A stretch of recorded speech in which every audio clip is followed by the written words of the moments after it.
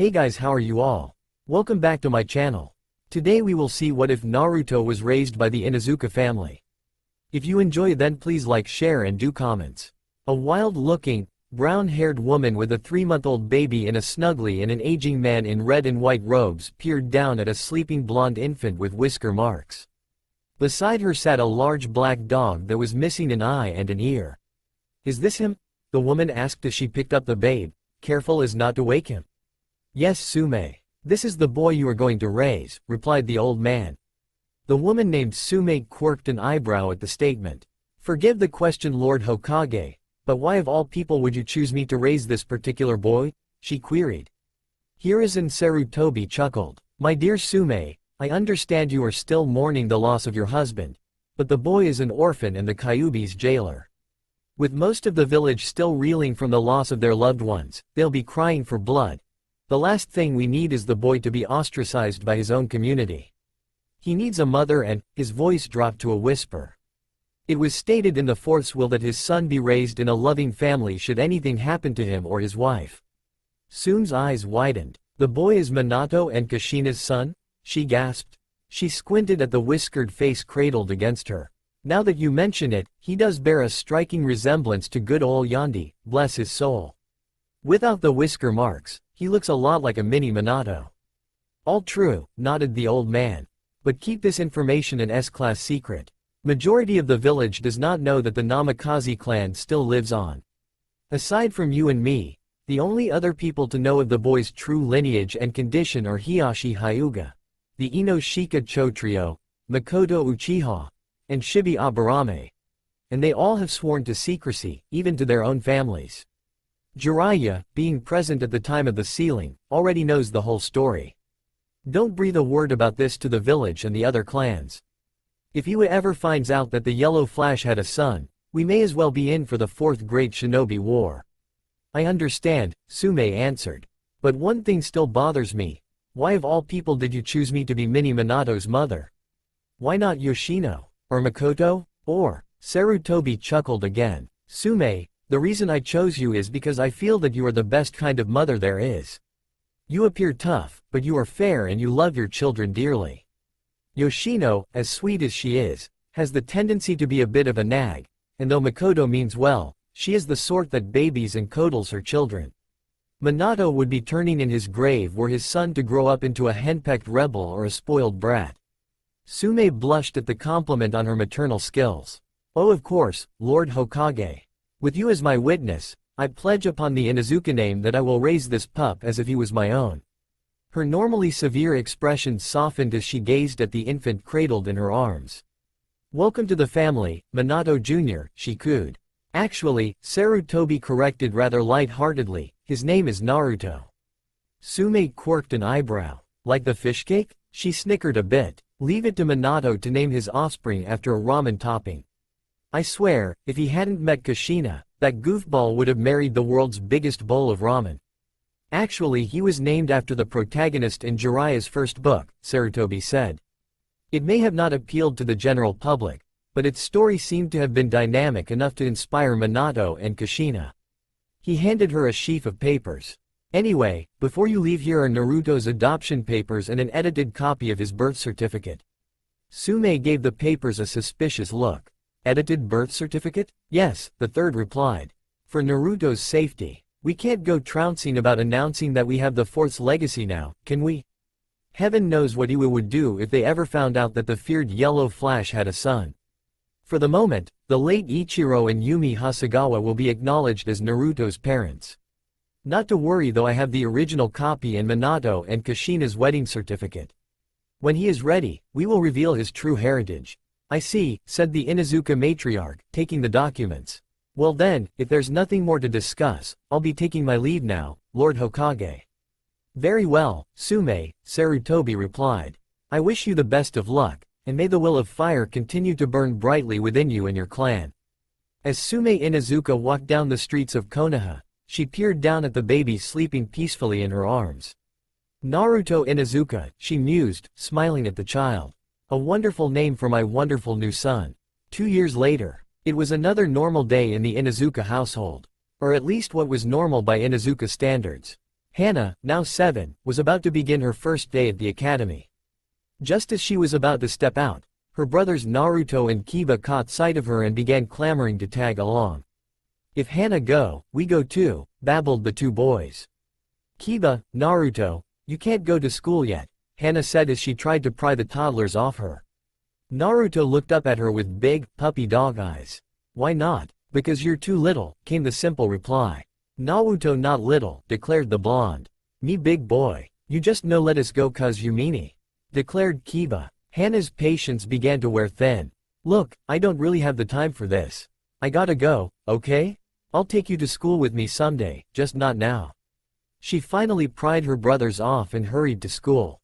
"Hana no go." Naruto bawled. "We wanna go too." "Wah!" Kiba wailed. He picked up a building block and hurled it at the door. The ensuing noise had Sume and her canine partner Kuromaru running into the room. "What's going on here?" she asked. "What's with the tears, pups?" Naruto sniffled and hiccuped. "We wanna go Hana, but Hana meanie and she go but we no go. She said we too little." Kiba pouted. Sume gathered both boys into a hug. "I don't think you're too little," she said in a motherly tone. She kissed them both on the forehead. "Because you're my two big boys. So we can go Hana?" Naruto asked hopefully. "Even better," said Sume. "Suit up pups, cuz we're going to the park." At the park, the boys were supervised by the watchful eyes of Sume and her canine partner, Kuromaru. While the two boys frolicked in the grass, the Inuzuka clan head took the time to assess her children. Hana, her eldest, was the only daughter. After losing her father in such an early age, she was always in a hurry to grow up. She also acted as if she was more mature than what she was supposed to be, causing her to sometimes be annoyed by her brother's childish antics. Kiba, her biological son, was older than Naruto by 3 months. He was a wild little spitfire who constantly got into trouble. Looking back, Sume chuckled at the memory of Kiba when he chased after a puppy, only to get stuck in its kennel. It took some axle grease and the help of Shikaku Nara and Shuza Akamichi to get him out. Finally, there was Naruto, her youngest and adopted son. He was always cheerful and energetic. In some ways, he was like Kiba. But where Kiba was very wild, Naruto was somewhat more behaved. Unfortunately, that did not mean that he did not make his share of mischief. In fact, both Kiba and Naruto were practically inseparable. One was never without the other. It was also apparent that wherever the two boys went, trouble was sure to follow. Kuromaru's voice broke the silence. "They grow up so fast, don't they?" Sume sighed, a rare act for the woman. "Yeah," she sighed again. "It feels like it was only yesterday when I was nursing my own litter." Hana's going to school and the boys are beginning to talk and toddle. "As wild they are, they're turning out quite nicely." "Says you," replied the black dog. "My body tends to think otherwise. I find your pups more of the rough and tumble type. With all the rides I've given them, even the pain's going to my fur." "Oh come now," Sume chuckled. "You're exaggerating." No, I'm serious," asserted Kuromaru. "I swear, if Naruto pulls on my ear one more time, I'll be known as the dog with no ears, and don't get me started with." Just then, a piercing howl cut their conversation short and had them running to the boys for the second time that day. Kiba had apparently stepped into an anthill and got bitten by fire ants while Naruto stood by, pointing and laughing. Shaking her head, Sume went over to calm her hysterical sons. "Yep," she muttered to herself as she rubbed some salve over Kiba's boo-boos. Just another regular day at the doghouse. 4 more years had passed, and through that duration of time, the Inuzuka children had encountered all sorts of people, friend and foe alike. When Hana was 8, her mother gave her not 1, but 3 partners to work with the Haimaru triplets.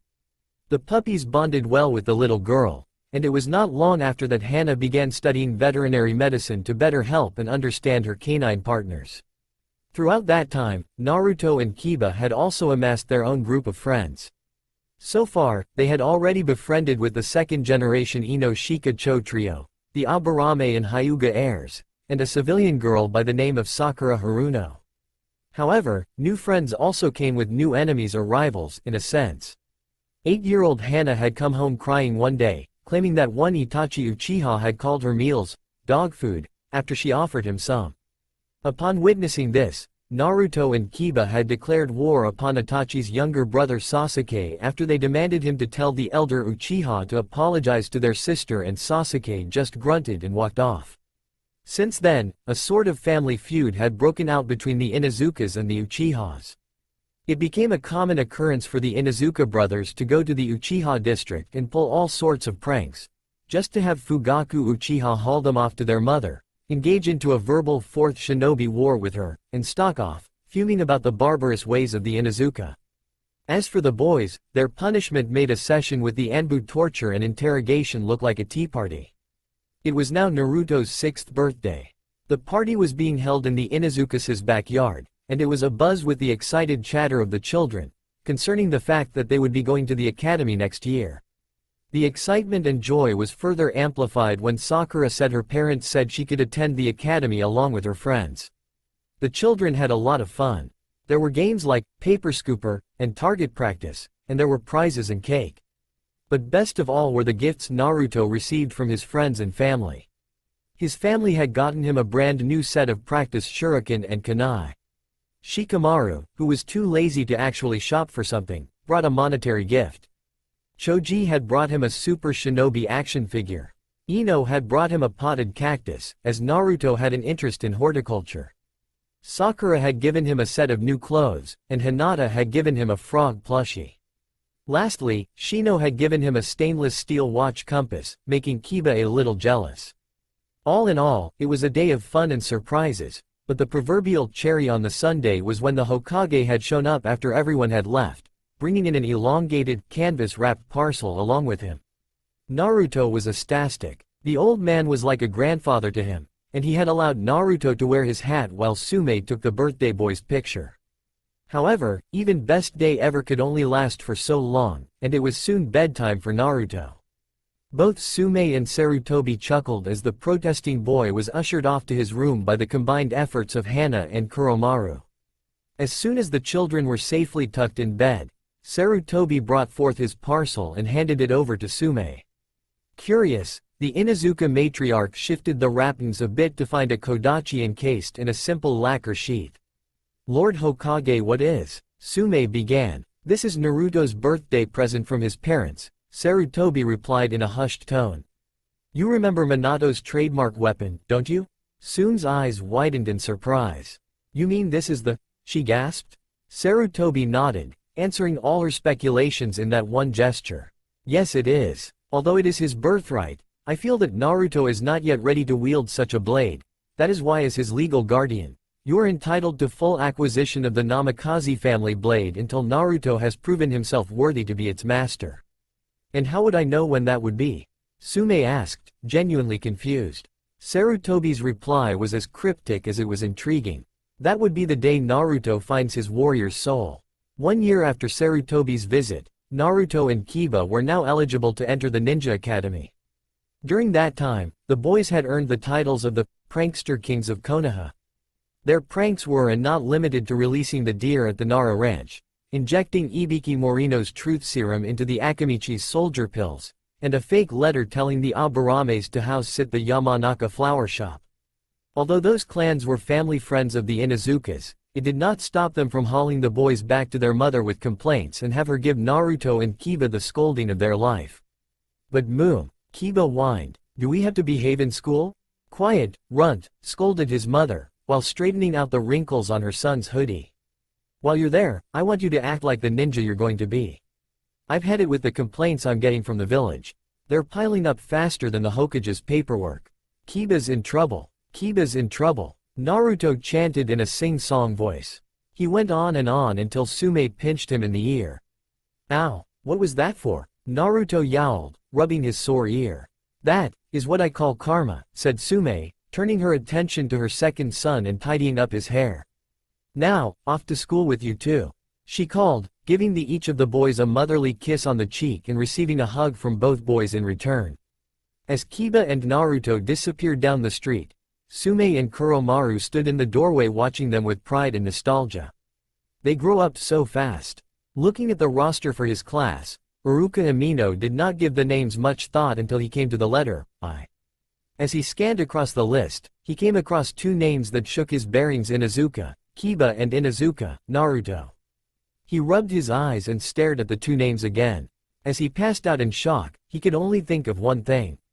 This is going to be the longest 5 years of my life. Naruto and Kiba finally arrived to find their friends already in class. Shikamaru was sitting by the window, staring at the clouds floating by. Choji sat beside the pineapple-headed boy, inhaling chips, while Shino was situated beside Choji, quietly observing an ant crawl over his pencil. A bit further off, Sakura and Ino were having another inane argument over Sasuke Uchiha, and behind them, sitting all by herself, was Hinata Hyuga. Before the boys could say anything, a crisp voice dissolved the classroom chatter. "All right class, into your seats," Iruka called, clapping his hands. "And that includes you too," he said, looking at the boys before him. Naruto and Kiba obeyed and took the two empty seats beside Hinata. Naruto sat right beside Hinata and Kiba sat beside Naruto. As soon as the Inuzuka brothers sat down, Iruka began the orientation. By the time Iruka had finished the orientation, it was already 5 minutes past noon. The second he dismissed the class for lunch, everyone practically made a beeline for the door, anxious to get fed. Outside, the other students were already in the academy courtyard enjoying their break. "Man, that was boring," Kiba exclaimed, stretching his arms. "Tell me about it," Naruto replied. "That orientation left me more drained than Shikamaru before and after naps." "Hey, I resent that," protested the lazy Nara. Choji patted his friend's back. "But it's true you know," he replied, agreeing with Naruto. Shino snorted, repressing the chuckle that was threatening to erupt. "Hey guys, over here." The boys looked around to find Sakura waving at them with Ino and Hinata. Joining the girls, they found a nice spot to eat their lunches underneath an aspen tree. While they were eating, they decided to swap each other's lunches. It was during this taste test that they found that Ino had the best vegetable dishes. The Hyugas had excellent rice balls. Mrs. Haruno made the best sweet dumplings. The Inuzukas had the best meat dishes. The Akamichis had great noodles. Yoshino made the best soup, and Mrs. Aburame made the best candies. So far, the children had a nice, peaceful lunch. That is, until Kiba made a joke and Naruto laughed, making water shoot out of his nose. This resulted in everyone else laughing, including Shino. When Shino laughed, it diverted everyone's attention from Naruto because it was a known fact that Shino never laughed. Not far from the cheery little gathering, Sasuke Uchiha stared wistfully at the 8 friends. He wished he could join in the fun, but what would his father say? The Uchihas were one of the oldest and noblest clans in Konoha, and it would cause a veritable uproar with the rest of the Uchiha clan if they saw him socializing with the so-called lesser clans, especially the Inuzukas. It was true that Hinata Hyuga of the noble Hyuga clan was in that group, but she was not the Hyuga heir. It was her cousin, Neji. It was Hyuga law that only a male Hyuga could assume the position of clan head, and so Neji had been brought into the main house and raised as a member of the main house. But then again, even Neji was friends with the Inuzuka brothers. Not close friends like the Nara, Akamichi, Yamanaka, or Aburame, but friends nonetheless. "Sasuke-kun?" The Uchiha looked up to see Sakura Haruno looking at him worriedly. "What?" he hissed. The pink-haired girl gulped nervously at the coldness of Sasuke's voice. "You seemed lonely, so Naruto and Kiba told me you could sit with us if you like." "They said they wouldn't mind," Sakura replied, taking his hand. "I don't need your pity, civilian," the Uchiha spat, yanking his arm from Sakura's grasp and promptly walking away. Sakura stared at the retreating back of the Uchiha, her jade orbs slowly brimming with tears. Silently, she began to sob until she felt a comforting hand on her shoulder. She turned her head to find Kiba. "Don't cry, Sakura. That jerk isn't even worth your tears. Come back and join us," said the dog boy, taking the Haruno's hand. Sniffling and wiping away her tears, Sakura nodded and followed the Inuzuka back to the group. "What was that all about?" asked Naruto as Kiba and Sakura sat back down. "Nothing," replied his brother. "Uchiha was just being a tall piece of dookie." "I know what it is," said Naruto with a knowing grin. "You like Sakura. Hee. Kiba likes girls. Kiba like girls. Kiba likes ow." The blonde Inuzuka's sing-song chant was cut short by Kiba and Sakura's fists crashing onto his skull. "What was that for? whined the blonde, nursing the twin lumps now forming on his head. That's for being an annoying twerp, huffed a blushing Kiba and Sakura. Lunch was soon over and the students reluctantly trudged back to class. As Iruka began his very first lecture, Shikamaru felt his eyelids drop. How troublesome, he yawned, and fell asleep. He was promptly awakened by a flying piece of chalk. Mr. Nara, scolded Iruka, glaring at his charge. I would appreciate it very much if you put some effort in paying attention. After chewing out Shikamaru for a bit longer, the teacher resumed his lecture. As Iruka droned on about God knew what, the Inuzuka brothers began to feel somewhat antsy. Kiba leaned towards to Naruto and whispered, "Are you thinking what I'm thinking?" "Yep," the blonde whispered back. The brothers looked at each other and a mischievous glint lit up in both their eyes as they came to that one unanimous thought. Prank time. While Iruka was writing on the board, he accidentally dropped the chalk, and as he bent down to pick it up, there was a sudden noise that sounded a lot like PHWWWT. Titters and giggles erupted from the rest of the class, including Shino, who burst into raucous laughter for the second time that day. Embarrassed beyond compare, Iruka quickly stood up, only to have another PHWWWT sound, resulting in even more laughter. "Okay, that's a no, Few'd. QUIE. Few'd. Geez Iruka-sensei, what did you eat for lunch today?" asked Kiba, pinching his nose. "It's not ME," exclaimed the irate and mortified schoolteacher, only to receive another PHWWWT. Naruto, for the meantime, was laughing out loud and having the time of his life torturing the hapless teacher, when a fly flew into the room. It circled around for a bit, before flying into his wide, open mouth. The blonde's hands automatically flew for his throat as he hacked about, trying to expel the invading insect. As he did so, the whoopee cushion he was holding flew out of his hands and landed right in front of Iruka. "So it was you this whole time, huh?" scowled the Chunin, simultaneously confiscating the object that had cost him a good amount of grief and giving Naruto a hard whack on the back that finally dislodged the fly. Naruto coughed a bit before answering. "Aw, come on Iruka-sensei, it was just a bit of harmless fun." "Oh really?" said the teacher, arching one of his eyebrows. "Well, here's my idea of a bit of harmless fun everyone, take out your pencils and paper." Pop quiz. The entire class groaned and glared at the poor Inuzuka. It was now late afternoon and the academy students were now making their way home after an eventful first day.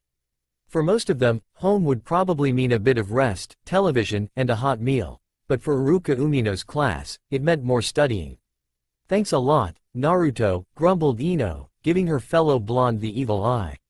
"Not only did you let Iruka-sensei give us a really tough quiz on the first day, you also had to let him give us an essay homework." "What are you talking about, Ino pig?" asked Sakura. "That homework would probably raise our average from that disaster of a quiz." Ino gave an unladylike snort. "Figures. Only a total egghead like you would like homework. Care to repeat that, Miss Piggy?" Sakura challenged. Hinata tried to intervene. "Gee girls, please don't FFite," she stammered. Sakura and Ino looked at Hinata, then at each other, and huffed. "And here we go again," muttered Shikamaru, having seen this debacle one too many times. "I tell you, with the exception of Hinata, most girls are really." In return, he was rounded on by a furious-looking Ino and Sakura. "Care to finish that sentence, Shika-kun?" Ino asked with fake sweetness. Behind her, Sakura ominously cracked her knuckles. Shikamaru felt a chill run up his spine and clammed up the rest of the way. 6 years came and went without a hitch. Despite his class clown attitude, Naruto was actually an excellent student. Even though he made wisecracks in the classroom and launched spitballs and paper shuriken, he always managed to stay at the top of his class. Although Kiba shared Naruto's class clownness, he was not as good as Naruto. However, it did not mean that he was that bad either. With his brother Naruto and his friend Sakura tutoring him, Kiba was in no danger of earning the dead last title. When Naruto and Kiba turned 8, Sume presented them with their ninja hounds and began their training almost immediately. Kiba had gotten a white floppy-eared puppy by the name of Akamaru, while Naruto received a red pointy-eared, bushy-tailed puppy named Aomaru. So far, the two Inuzuka boys had already learned the Suga, Gatsuga, Shikyayu no Jutsu, Jujin Bunshin, and the Jujin Bunshin Renden. In addition to this, Akamaru and Aomaru had also learned dynamic marking, bullet drive, and Koinu Kurigaru, puppy roll. It was now Genin exam day and the Inuzuka brothers were rather nervous, or at least Kiba was. As they shuffled to the academy, Kiba could feel the cold sweat forming on his brow. On the way, they met up with Shikamaru and Choji who were equally nervous. Further along the road, the boys came across Shino, Sakura, Ino, and Hinata. As walked to school, the 8 friends began to predict the outcome of the Genin exams. "I hope it's not too hard," muttered Choji through a mouthful of chips. "I heard they made last year's graduates run through the obstacle course blindfolded." "Don't worry," said Naruto. "That story is just a myth, just like the Rikudo Sennin and the Valley of the End." "Dude," called Kiba, nudging his brother. "Don't you remember the time Hannah came home looking like something a cat dragged in? If I recall, that was the day of her Genin exam. Oh man, we are so the black stuff they scrape off toast." "It would be best if you do not go into hysterics," droned the ever-logical Shino. "It only aggravates the intensity of the situation." Naruto, Kiba, and Choji stared at Shino as if he had grown a second head. "In English, Poindexter," growled Kiba. "Troublesome," yawned the lazy Nara. "He said don't panic and take it easy, you're only making the situation worse." Suddenly, there was a panicked cry from both Sakura and Ino. "What happened?" asked Naruto, as he and the other boys ran to where the girls were, only to find Hinata sprawled unconscious.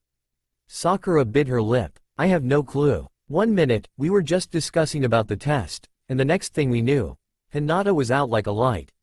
She snapped her fingers. Just like that, Naruto opened his Coleman and splashed some water onto Hinata's face and gave it a few light taps. Just then, the Hyuga began to wake up. "Oh, where am I? What's going on?" she asked, bringing a hand up to her head. As her vision returned, the first thing she saw in full clarity were a pair of concerned, blue eyes hovering just a few inches away from her own. A blush spread across her cheeks in full force. Naruto? Glad you're back, Hinata-chan," said the blonde Inuzuka, smiling gently at her. "You had us worried for a second there." With Naruto in very close proximity, Hinata felt rather light-headed and was close to passing out. But this time, rescue came in the form of Ino. "Are you alright?" she asked, helping her friend up. "You gave us quite a scare." "I'm fine," answered Hinata. "Just nervous." Naruto fished out a pack of soda crackers from his backpack. "Nibble on a few of these," he said, offering the crackers to the Hyuga. "It usually help calm me down when I get the jitters." "Aw, isn't that sweet?" Kiba cooed, nudging both Shikamaru and Choji. "Are Naru-chan's in love?" he teased, making Hinata grow even redder. "Don't call me Naru-chan, dog breath," hollered the irate blonde, conking Kiba on the head. "We eat the same thing, dumbass," Kiba called, reciprocating the gesture. "Oh shut up, Kibble. What did you call me?" the brunette growled. Naruto smirked slyly. "I called you Kibble, that's what your dog eats, and that's what your name sounds like." "That's it, fishcake. You're a dead man," yelled the older Inuzuka, chasing his brother. The others just looked at each other and laughed as the Inuzukas chased each other all the way to the academy. The gang had arrived to the academy on time to find the Uchiha survivor glaring at them. Ever since Itachi had gone off the deep end and killed off most of the other Uchihas, Sasuke had become even more distant to other people. There were even rumors that he may have become psychologically unstable. "What are you looking at?" snarled Kiba, returning the Uchiha's death glare. Sasuke simply gave a calm Tempest grunt and walked away. "I tell you, that guy is weird," exclaimed Kiba. "Even weirder than Shino?" asked Naruto. "Peeved," huffed Kiba. "Uchiha Teme makes Shino look like the definition of normal." Throughout the conversation, the other students could have sworn they saw a small tick forming right over the Abarame's temple. "Okay people," called Iruka. "This year's Genin exam gives special attention to the illusion techniques such as the Bunshin and the Henge. When I call your name, please come down in front and transform into either me or the Hokage, and then create 3 Bunshins. First up, Aburame, Shino." As Iruka came to Naruto's name, he transformed into a perfect copy of the Hokage. At this, he cried out, "Dreams do come true," earning a chorus of giggles from those present. Next, he created 3 perfect Bunshins. "Excellent," chirped Iruka. "You pass." You may now receive your forehead protector from Mizuki. After everyone had performed the test, Inuzuka announced that the test results would be released tomorrow. That meant the title of number 1 rookie would not be revealed until the next day. Naruto fidgeted with his forehead protector. He really wanted to know now. That only meant one thing. Sneaking into the academy after everyone else had gone home. "Why are we here again?" asked Kiba in a hushed tone. "If I don't like coming here during the day, what makes you think I'd like coming here during dusk?" "I need to know those results," replied Naruto as he crept under one of the windows of his old classroom.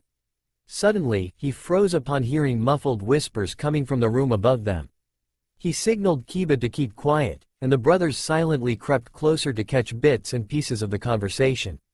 "It's not that I don't agree, Mizuki," came a harsh whisper. "What if we get caught?" "That's where the henge comes in," sneered the one called Mizuki. "You go in as that fool Inuzuka, he gets framed and goes to jail, and we escape with the forbidden scroll." Naruto and Kiba gasped. Inuzuka's sensei was in trouble. Having heard enough, the two boys ran back home to formulate a plan to save their favorite teacher. Mizuki and his accomplice smirked greedily. The Tokubetsu Jonin on duty were nowhere to be seen, leaving the scroll unguarded. Seeing the opportunity, the transformed into Inuzuka and took the scroll. Upon exiting the shrine, he transformed back to his true form, and handed the other end of the scroll to Mizuki, the two men fleeing into the encroaching darkness. "Ugh, it's really heavy," whined the accomplice. "Shut up," snarled the silver-haired Chunin. "Just a little bit more, and we can finally get out of this rat hole of a village." "Is that so?" someone called. The two men looked around, but saw no one. Where was the voice coming from? "Over here, morons." The scroll disappeared in a cloud of smoke, only to be replaced by a blonde-haired boy accompanied by a small, red, pointy-eared dog. "We've been discovered," gasped the accomplice. "You idiot," snarled Mizuki. "We're Chunin. He's only a genin, a fresh one at that. Not to mention that we outnumber him 2-1. A fight with him would be over in a jiff." "Oh really?" drawled Naruto, forming the necessary hand seals. "What if I told you I can do this? Kage Bunshin no Jutsu." One Naruto became 3, and the two Chunin stared at the sight. "How did you?" The first Naruto smirked. "You guys were taking too long, so I decided to pass the time with a little advanced reading. But I'm not done yet." Making another hand sign, he yelled, "Jujin Bunshin no Jutsu." The small puppy disappeared in a cloud of smoke and a fourth Naruto took his place. At this, all the Narutos gave a rather demonic smirk. "Let the party begin," they shouted in unison. "Jujin Kage Bunshin Renden." One Naruto gave Mizuki a particularly vicious uppercut. "Nu." Another sent the second Chunin airborne with a flying kick. "Zu." The other two Narutos reacquainted the two men with the ground.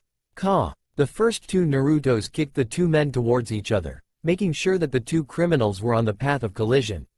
"And this is the finisher," called the original Naruto. Shihoko Gatsuga, trans. Piercing fang from 4 directions. The screams of Mizuki and his accomplice echoed through the forest as Naruto, Aomaru, and the two clones decimated them. "There they are," yelled a familiar voice. Kiba and Akamaru, Inuzuka, Sume and Kuromaru, and 4 Anbu came running into the battlefield. Their jaws nearly dropped at the damage the criminals suffered at the hands of Naruto. "Whoa, you did this?" asked Kiba, nudging the battered and unconscious Mizuki with his foot.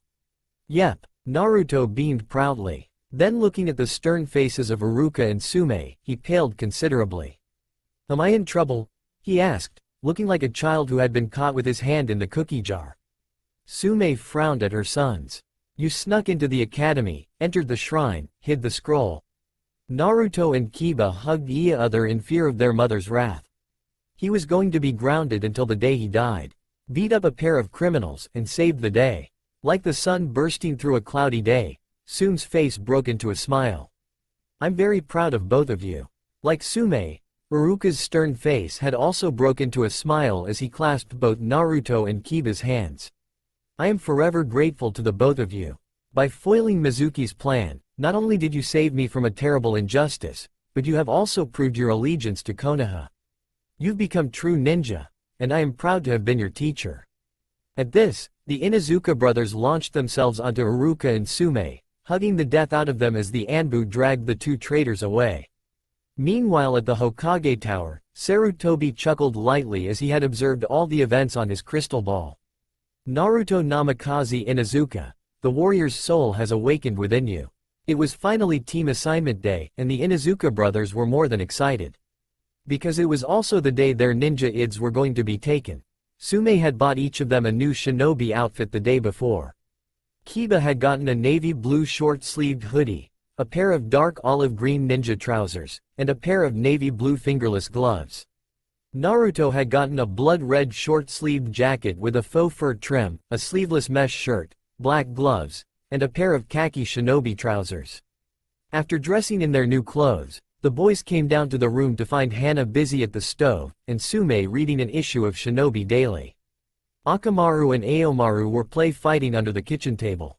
"Morning, twerps," beamed Hana. "I hope you like soba." She grinned as she set a steaming bowl before each of her brothers. "I wanted ramen," Naruto pouted. Hana's eye earned a murderous glint. "Well, you're having soba whether you like it or not," she replied, cracking her knuckles.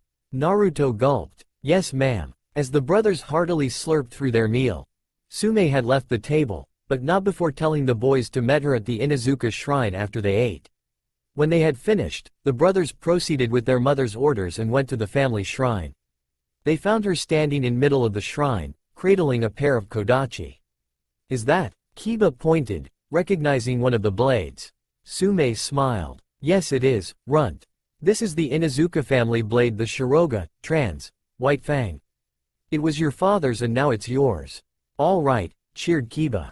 "I get a blade. Ha, beat that Naruto." Ignoring Kiba's gloating, Sume presented Naruto with the second kodachi. The blonde unsheathed the blade and looked at it with a questioning gaze before sheathing it back. "I'm not worthy," he whispered. "I don't think I deserve a blade as fine as this."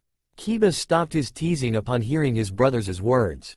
"Well, I feel that you deserve it," Sume reasoned firmly. Naruto looked up to his mother. "What do you mean? I'm not even a blood Inuzuka." "Not a blood Inuzuka," the Inuzuka matriarch roared, fire flashing in her eyes. "Runt, you may not have been born an Inuzuka, but I'll be damned if you didn't act like one. Your actions yesterday not only proved your utmost loyalty to the village, but also saved your teacher from a terrible injustice. It's not blood that makes an Inuzuka, it's the doctrines they follow. Loyalty, trust, courage, honor. These are the 4 pillars of the House of Dogs. These are the merits of a true Inuzuka, and you runt, carry them all. Not to mention that you have found your warrior's soul, the will to fight to protect. So take it, take the kodachi." "Mom's right, Naruto," said Kiba, walking towards them. "We may not be linked by blood, but we're still family, and we'll always stick by you no matter what." Emotions flooded through the blonde. Before he knew it, he had run up to his mother and brother and enveloped them in a hug, tears flowing down his whiskered cheeks. Sume and Kiba returned the hug, both equally touched by the display. After Naruto's little episode, the brothers straightened themselves up and kissed their mother goodbye before speeding off to school with their respective ninja dogs. "Wow Naruto, Kiba looking good," smirked Ino, giving both boys the stare down. Cut it out, pig," called Sakura, dragging her friend away. "By the way, Kiba, you look nice." "What, you hypocrite," yelled the outraged blonde. As the 2 girls began to bicker back and forth, Kiba looked at Sakura. She did look rather pretty in her red ninja dress and white shorts. He felt himself blush. "What's happening? Why am I feeling like this? Hey Kiba, look, there's Hinata." "Hi Hinata-chan." Naruto's voice broke Kiba out of his train of thought to wave at the approaching Hyuga. Hinata wore a light blue kimono top with lavender sash over a pair of white ninja trousers. As soon as she saw Naruto, a blush began to quickly form around her cheeks. Kiba noticed it, and turned to Naruto, who seemed oblivious. Great, he thought. The one girl that has a crush on him, and he's too dumb to even notice. Just then, Aomaru jumped out of Naruto's arms and bounded towards Hinata, yipping and jumping around her. The Hyuga's surprised squeak caught Naruto's attention, and he went over and picked the puppy away from Hinata. "Sorry Hinata-chan," he grinned, rubbing the back of his head. "That Aomaru gets really hyper sometimes." Now if Aomaru could talk, he would have said something along the lines of, "I was trying to hook you up, you ungrateful moron." But of course, Aomaru, despite being the son of Kuromaru, still could not talk, so therefore, Naruto had no idea what the puppy's motives were. "Okay class, quiet down," called Iruka as he entered the room. "Before I start with the team assignments, I would like to announce this year's Rookie of the Year." He pulled out a scroll and opened it. "And the Rookie of the Year is unbelievable," he exclaimed, eyes growing wide. "For the first time in the history of the Konoha Ninja Academy, we have 2 Rookies of the Year. Congratulations Naruto Inuzuka and Sasuke Uchiha." The 2 boys were immediately swamped with congratulations from their fellow peers. Naruto was genuinely pleased, and though the Uchiha appeared indifferent, inwardly, he was seething. When the general chaos from the well-wishers had simmered down, Iruka continued with his announcements. "Also, don't forget to pass by room 201 to have your ninja ID picture taken, and then proceed to room 205 to meet your Jonin senseis. Now for the team lineups. Team 1. As Iruka called out the names on the teams, various thoughts began to race through the Rookie Nine's minds. "Man, I hope don't get stuck with the Uchiha Teme," thought Kiba. "He's such a prick. I hope I can be with Naruto-kun," mused Hinata, looking at the boy and twiddling her fingers.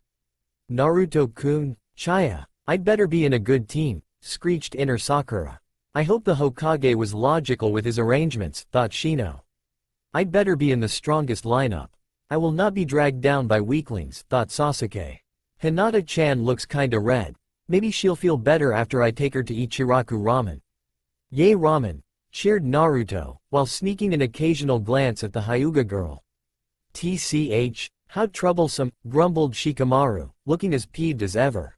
"I wanna be on a team with Sasuke-kun," Ino sighed as she gave the Uchiha a wistful look. "I hope our new sensei likes barbecue," thought Choji in between bites.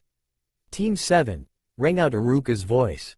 "Shikamaru Nara, Naruto Inuzuka, and Hinata Hyuga. Your Jonin sensei is Kakashi Hitaki." Hinata blushed as she looked at her blonde Adonis. "Thank you. All right, settle down now," Iruka's voice called out again. Team 8 Sasuke Uchiha, Kiba Inuzuka. Kiba hung his head miserably. "Someone up there must really hate me. And Sakura Haruno, you're, hoo-hoo." Kiba howled, doing a happy dance. "I'm on a team with Sakura." "Kiba," ground out Iruka. "Sit down." Kiba obeyed immediately. "Now, as I was saying," the scarred Chunin continued, "your Jonin sensei will be Kurenai Yuhi." "Hey Naruto," whispered Kiba. "What?" came the irritated reply. "I'm on a team with Sakura." Yeah, cry me a river why don't ya?" Naruto grumbled, embarrassed by Kiba's shenanigans. Team 10. Iruka read out the last team on his list. Ino Yamanaka, Choji Akamichi, and Shino Aburame. Ino's shoulders slumped at the announcement. "Your Jonin sensei is Asumaseru Tobi. You are now all dismissed and I wish you the best of luck in your career." After the graduates all had their pictures taken and met their Jonin senseis, Naruto, Aomaru, Shikamaru, and Hinata were now the only ones left waiting in room 205. "Where is he?" screeched Naruto, pacing the room back and forth. Naruto-kun, I think you should be a bit more patient," stammered Hinata.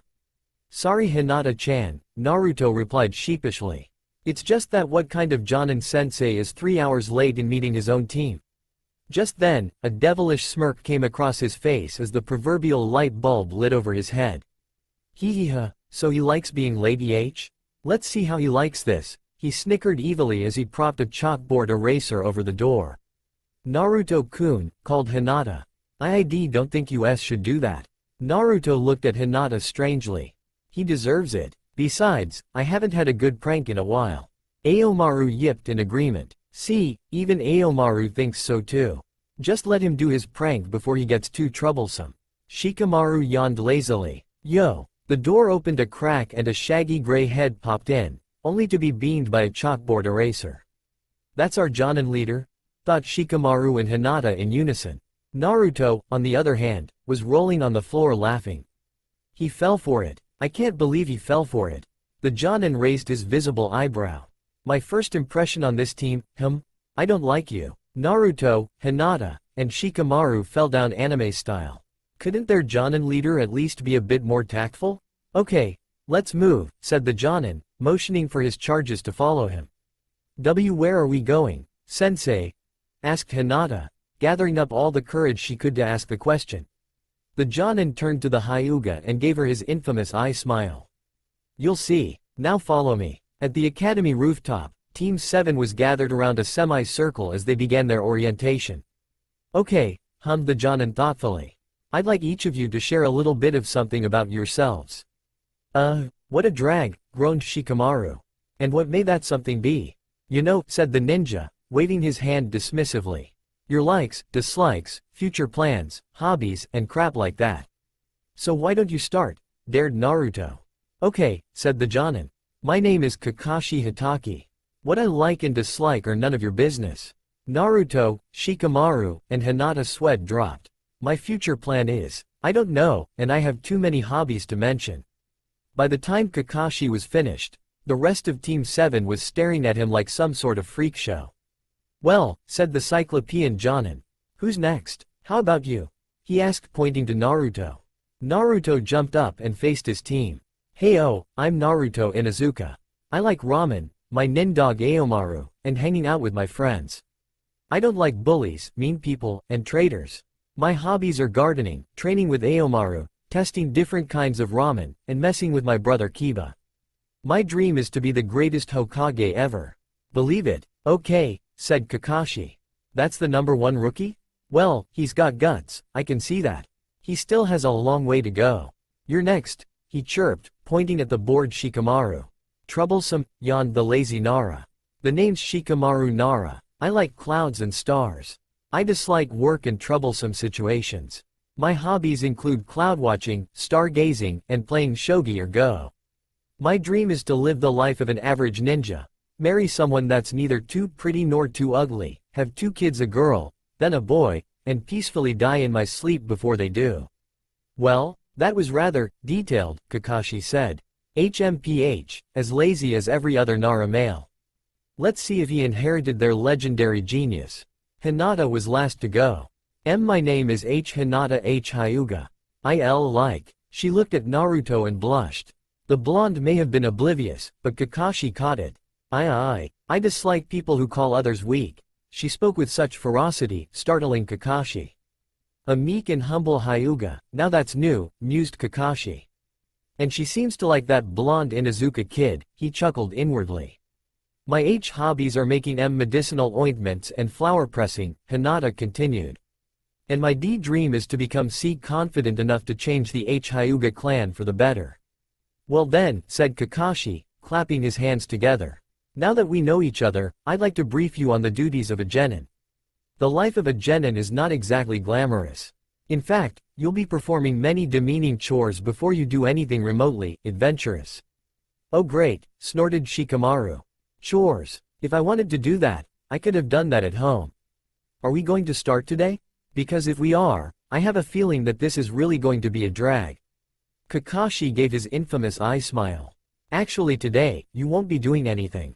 Shikamaru breathed a sigh of relief.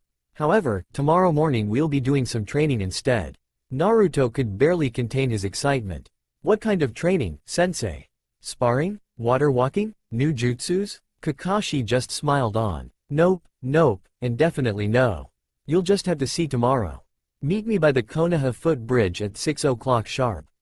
Dismissed. As the new genin turned to leave, Kakashi called their attention once more. And one more thing, don't eat breakfast tomorrow. Why? Hinata asked. Kakashi continued smiling before disappearing in a cloud of smoke. Because you'll throw up. Well that was weird, remarked Shikamaru. Even weirder than Shino? Asked Naruto. At the barbecue grill, Shino suddenly sneezed hard, sending a bug-filled snot rocket, grossing out his sensei and teammates. Someone better not be talking about me. Good morning. Naruto called out to his teammates as he and Aomaru arrived at the wooden bridge. Hinata blushed and greeted him in return, whereas Shikamaru opened an eye in acknowledgement. However, there was no hide or hair of their Jonin leader. So, where's Kakashi? Asked Naruto, looking around. Shikamaru shrugged. Beats me. Growled Naruto in aggravation. He's doing it again. Team 7 waited for what seemed to be an eternity. 3 hours later, Kakashi finally arrived in a poof of smoke. Yo, chirped the Jonin. You're late, accused Naruto, irately marching towards the Jonin and pointing at his compass watch. Aomaru growled in agreement. Kakashi just gave him an eye smile. Sorry about that. There was this monkey on a unicycle and I just had to watch it. Naruto, Hinata, and Shikamaru just gave him a, yeah, and just who are you trying to kid? Look. Ignoring his charges, Kakashi pulled out 4 bento boxes from his backpack. Soon after that, he took out a pair of bells and tied them around his waist. Seeing that his students were giving him confused looks, he decided to explain his actions. Remember when I told you not to eat breakfast? Naruto, Shikamaru, and Hinata nodded. Well, Kakashi continued, the goal of this test is to capture the bells from me. If you fail to get a bell, you'll be tied to the post over there and watch as I eat your lunch. Team 7 blinked at their sensei in shock. He was even more sadistic than the entire Anbu torture and interrogation. So, are you ready? Kakashi smirked under his mask. The genin nodded in response. Okay then, begin. Aomaru, let's do this. Yelled Naruto. Shikyayu no Jutsu. As Naruto's appearance became more feral, the Inuzuka and his dog charged towards Kakashi trying to catch him. Whoops, too slow, mocked Kakashi as he dodged one of Naruto's swiping blows. Hinata and Shikamaru watched in shock as Kakashi suddenly intercepted Naruto and Aomaru's attacks and countered them with a split kick. Dang, he's fast, thought the Nara genius as he watched Kakashi beat the ever-living crap out of Naruto and Aomaru. Ninpo. Senin Garashi, yelled the masked nin, jabbing 2 of his fingers right up Naruto's butt crack. The Inuzuka he shot up into the air with a howl of pain. His canine partner ran into Naruto's general direction, hoping to find him. So path. Kakashi was cut off in mid-gloat when a pale hand brushed by him. He dodged and turned quickly enough to find Hinata in her Jukin stance.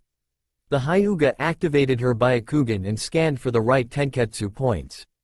Finding them, she soon sent another flurry of strikes towards the copy nin. He leapt backwards, forming hand signs automatically, inwardly impressed at the need to actually use one of his 1,000 jutsus. Kaden. Gokakyu no Jutsu.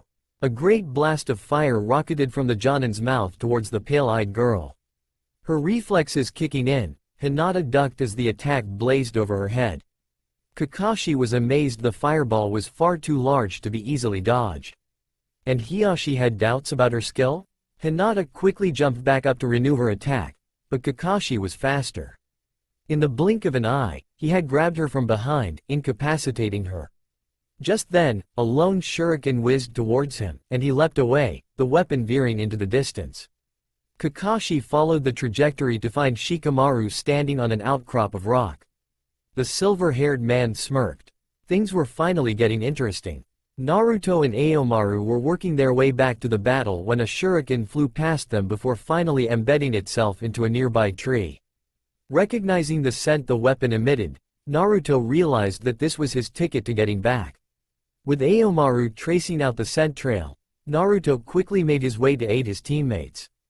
Putting effort for once in his life, Shikamaru aimed another volley of shuriken towards the copy nin, buying more time for Hinata to attack once more. Kakashi was practically at his wits' end. His strongest jutsus were far too powerful, and his weakest far too inefficient. He dodged away from Hinata's palm and grabbed her wrist before swinging her away from him. Although Kakashi did not use his full strength, the amount of force he used was enough to throw the Hyuga off balance. Fortunately, Naruto arrived just in time to catch her. "You okay?" he asked.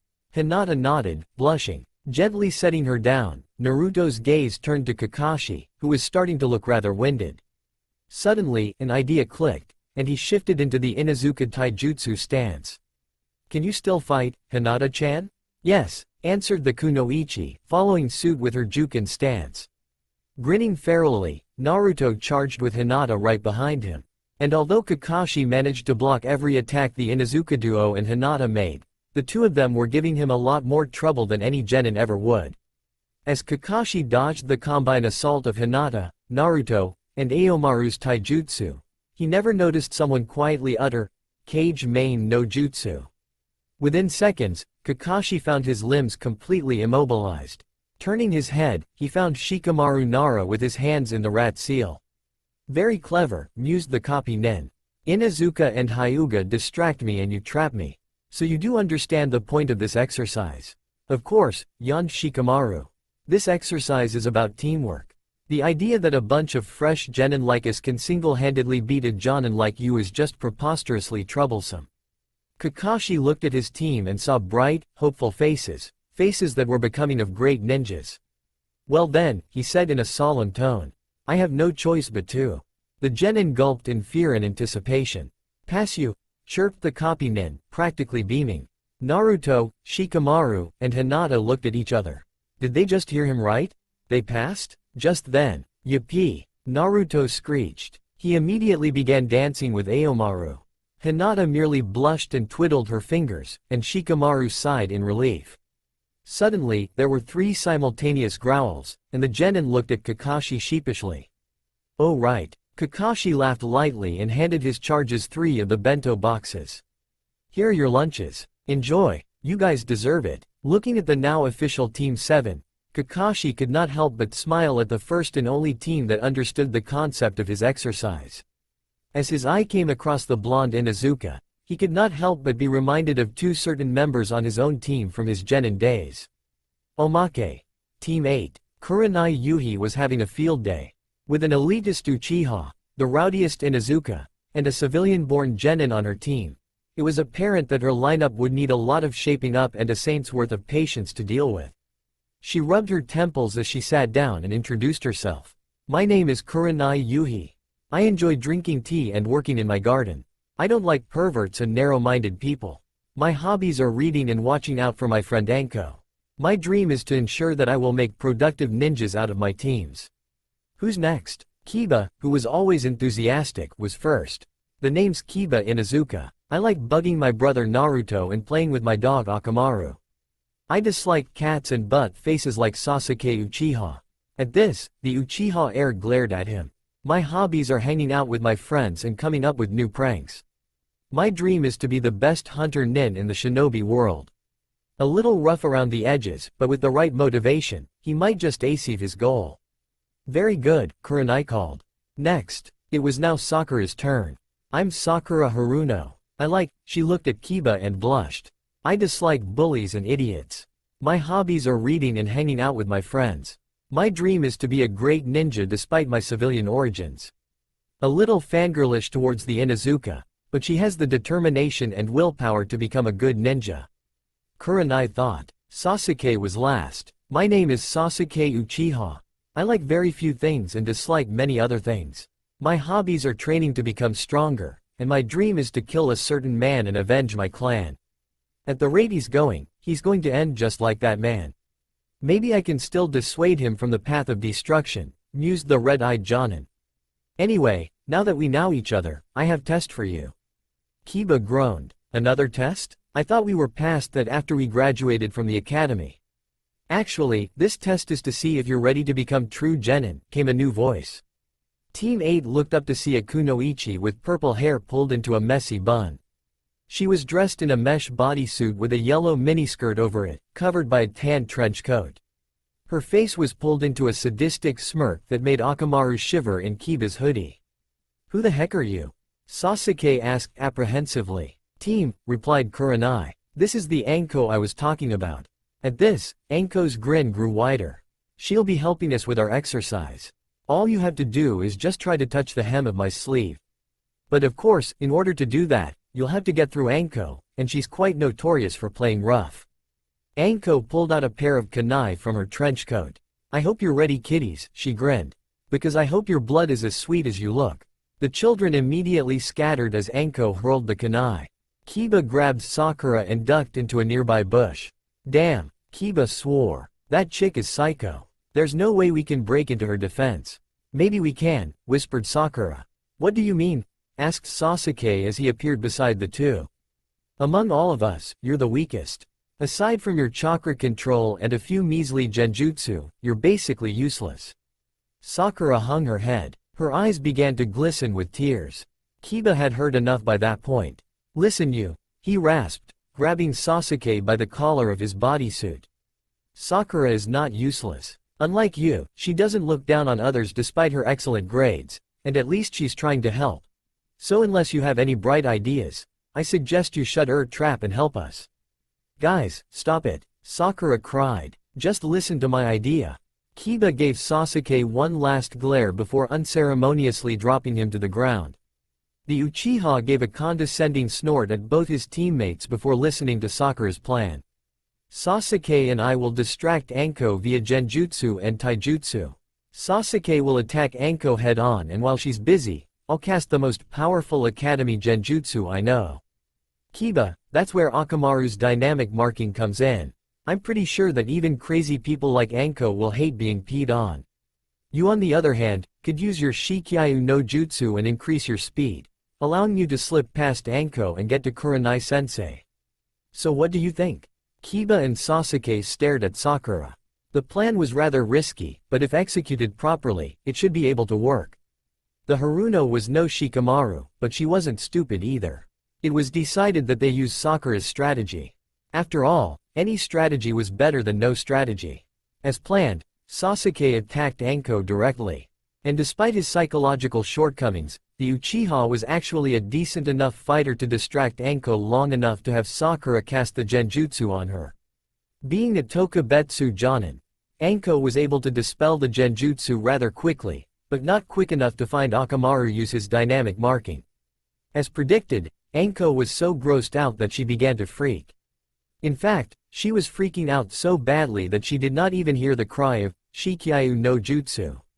It was during this time that Kiba took the chance to touch Kurenai's sleeve. By the time Anko had calmed down, it was already game, set, match. Congratulations, said Kurenai. Not only did you show an excellent display of teamwork, but you displayed creativity in battle as well. I hereby declare Team 8 an official Genin team. Kiba gave a victory whoop, grabbed Sakura and danced with her. Akamaru was yipping with joy, and Sasuke smirked cockily. Anko on the other hand, did not look too happy. Today was probably the most humiliating day of her life. Peed on by a dog and tricked by a group of genin. If her colleagues ever got wind of what had transpired that day, she would probably never hear the end of it. Ah, this is the life, sighed Kiba as he lay under a tree with Akamaru snuggled next to him. I know what you mean, replied Choji as he ate his chips beside Kiba. It was a rare day for the rookie 9-Sasuke, as it was the first time they hung out together since they were assigned to their respective teams. It was a balmy August afternoon and the perfect opportunity for the 8 friends to spend their free time at Konoha Park. People passed by the 8 genin whilst smaller children ran about in the green grass. Ino and Sakura were arguing about mundane matters, while Shikamaru was observing the clouds as he lay beside Choji. Shino was bug-watching, and Naruto was animatedly chatting with Hinata, who simply listened as she held Aomaru. Anyway, he had the guts to throw a hissy fit right inside the Hokage's office, said Kiba, making various motions with his hands. He was all like, I'm an Uchiha. I deserve a real mission, blah, blah, blah. I mean, we all deserve a real mission at some point in time. And I know that Akamaru and I really hated the retrieved Tora mission, but we don't yank about it to the Hokage. It's just bad juju. So anyway, the Hokage gave us our first C-class mission, Kiba continued. We'll be escorting some old fart to surf country or something. It's wave country, moron. Corrected Naruto, slapping Kiba at the back of his head. Don't hurt Kiba, yelled Sakura, slapping Naruto at the back of his head. Sakura-chan is right and Naruto-kun, said Hinata disapprovingly. Why you shouldn't hit Kiba-kun like that. Oh, alright, pouted Naruto. Sorry Kiba, haha, Hinata's got you whipped, teased Kiba, laughing and pointing at his brother. Beside him, Choji choked while trying to suppress a snicker. At Kiba's comment, said Hyuga blushed. Kiba, Sakura put a hand on her hip to signify annoyance. Kiba immediately clammed up. Okay, I'll stop now. Just then, Sasuke passed by the 8 friends.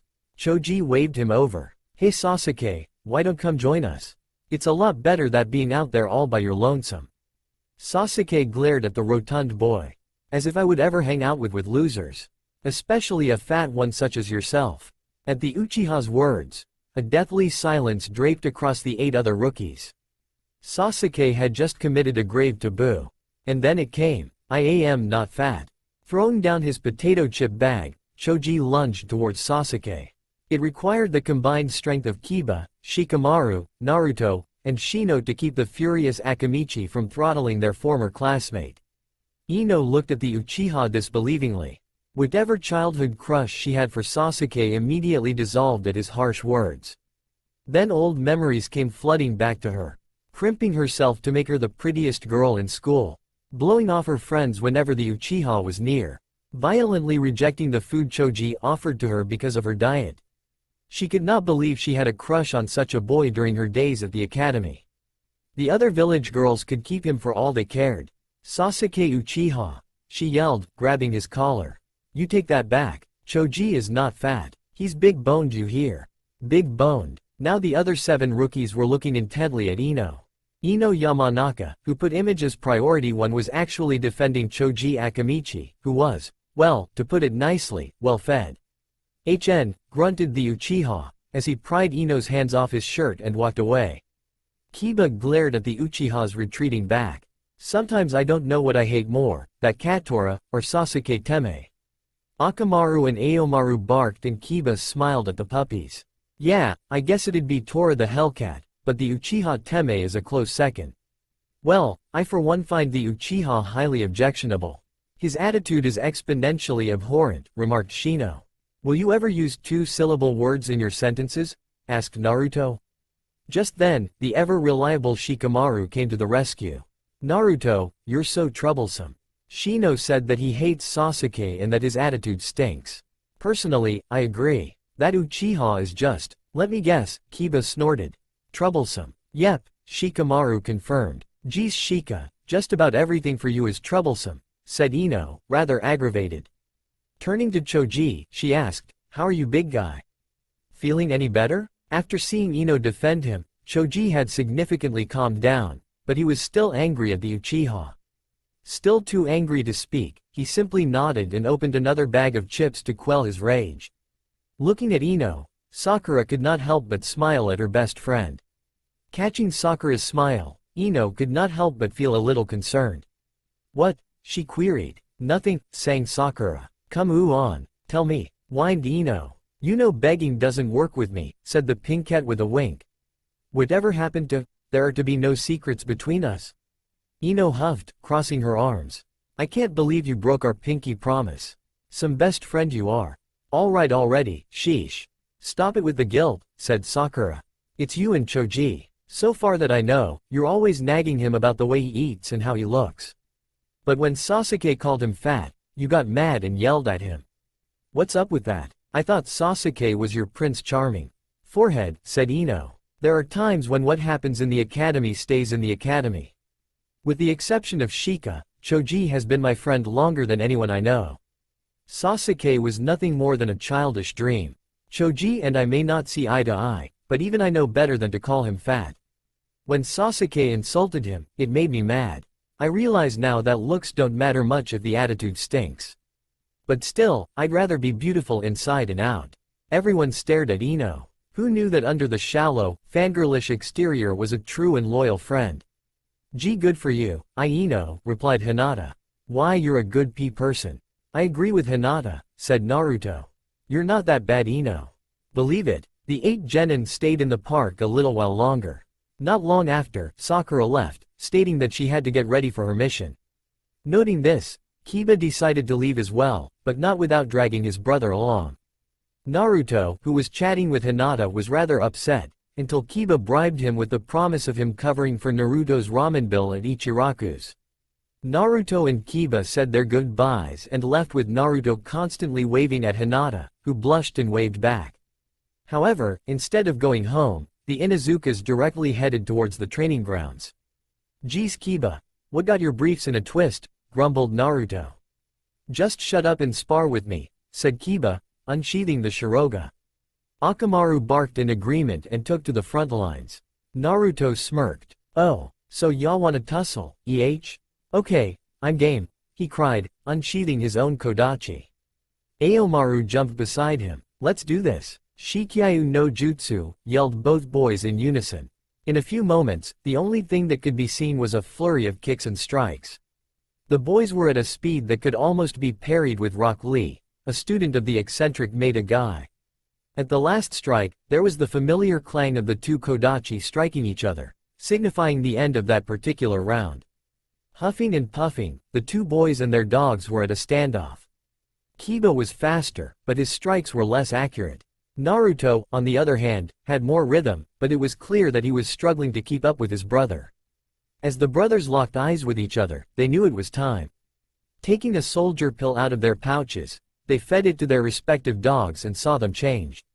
Akamaru, as expected, turned red, while Aomaru turned into a rich indigo color. Making the necessary hand signs, the Inuzuka brothers yelled, "Jujin Bunshin no Jutsu." Aomaru and Akamaru disappeared into two clouds of smoke only to reappear as a perfect clone of Naruto and Kiba, respectively. Letting out a battle screech, the brothers and their clones went right on to round 2. This fight was intense. The two Kibas were completely on the offensive while the two Narutos had to hold their defense. A sweep kick from one Naruto ended Kiba's offensive barrage. Kiba looked up to see Naruto with a smirk plastered on his face.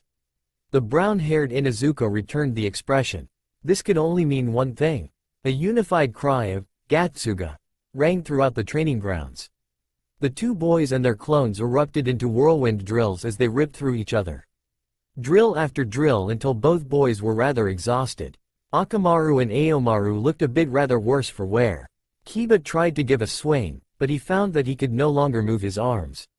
Naruto tried to lunge, but his legs had stiffened from exhaustion. The fight was officially a stalemate. Dropping unceremoniously to the ground, the boys looked at each other for a long time. Then Naruto began to laugh. "What's so funny?" asked Kiba, feeling rather offended. "It's, ha-ha, hee-hee, fight," wheezed the blonde. "I never thought it would end in a draw." "Yeah, well that's because I'm just that good," Kiba bragged. Akamaru yipped. "See, even Akamaru thinks so," he quipped. "And what am I?" huffed Naruto. "Cat food?" It was now Kiba's turn to laugh. "Yeah you were," he chuckled. "Especially at the Tora mission. When you got home, Mom had to hose you down just to get rid of the smell of cat." Naruto glared at his brother. "Well, you're one to talk. After you did that mission, I heard you screaming, 'Mommy, he's got me. Make the demon cat go away mommy,' in your sleep." "Huh, that was priceless. My only regret is that I never got it on tape."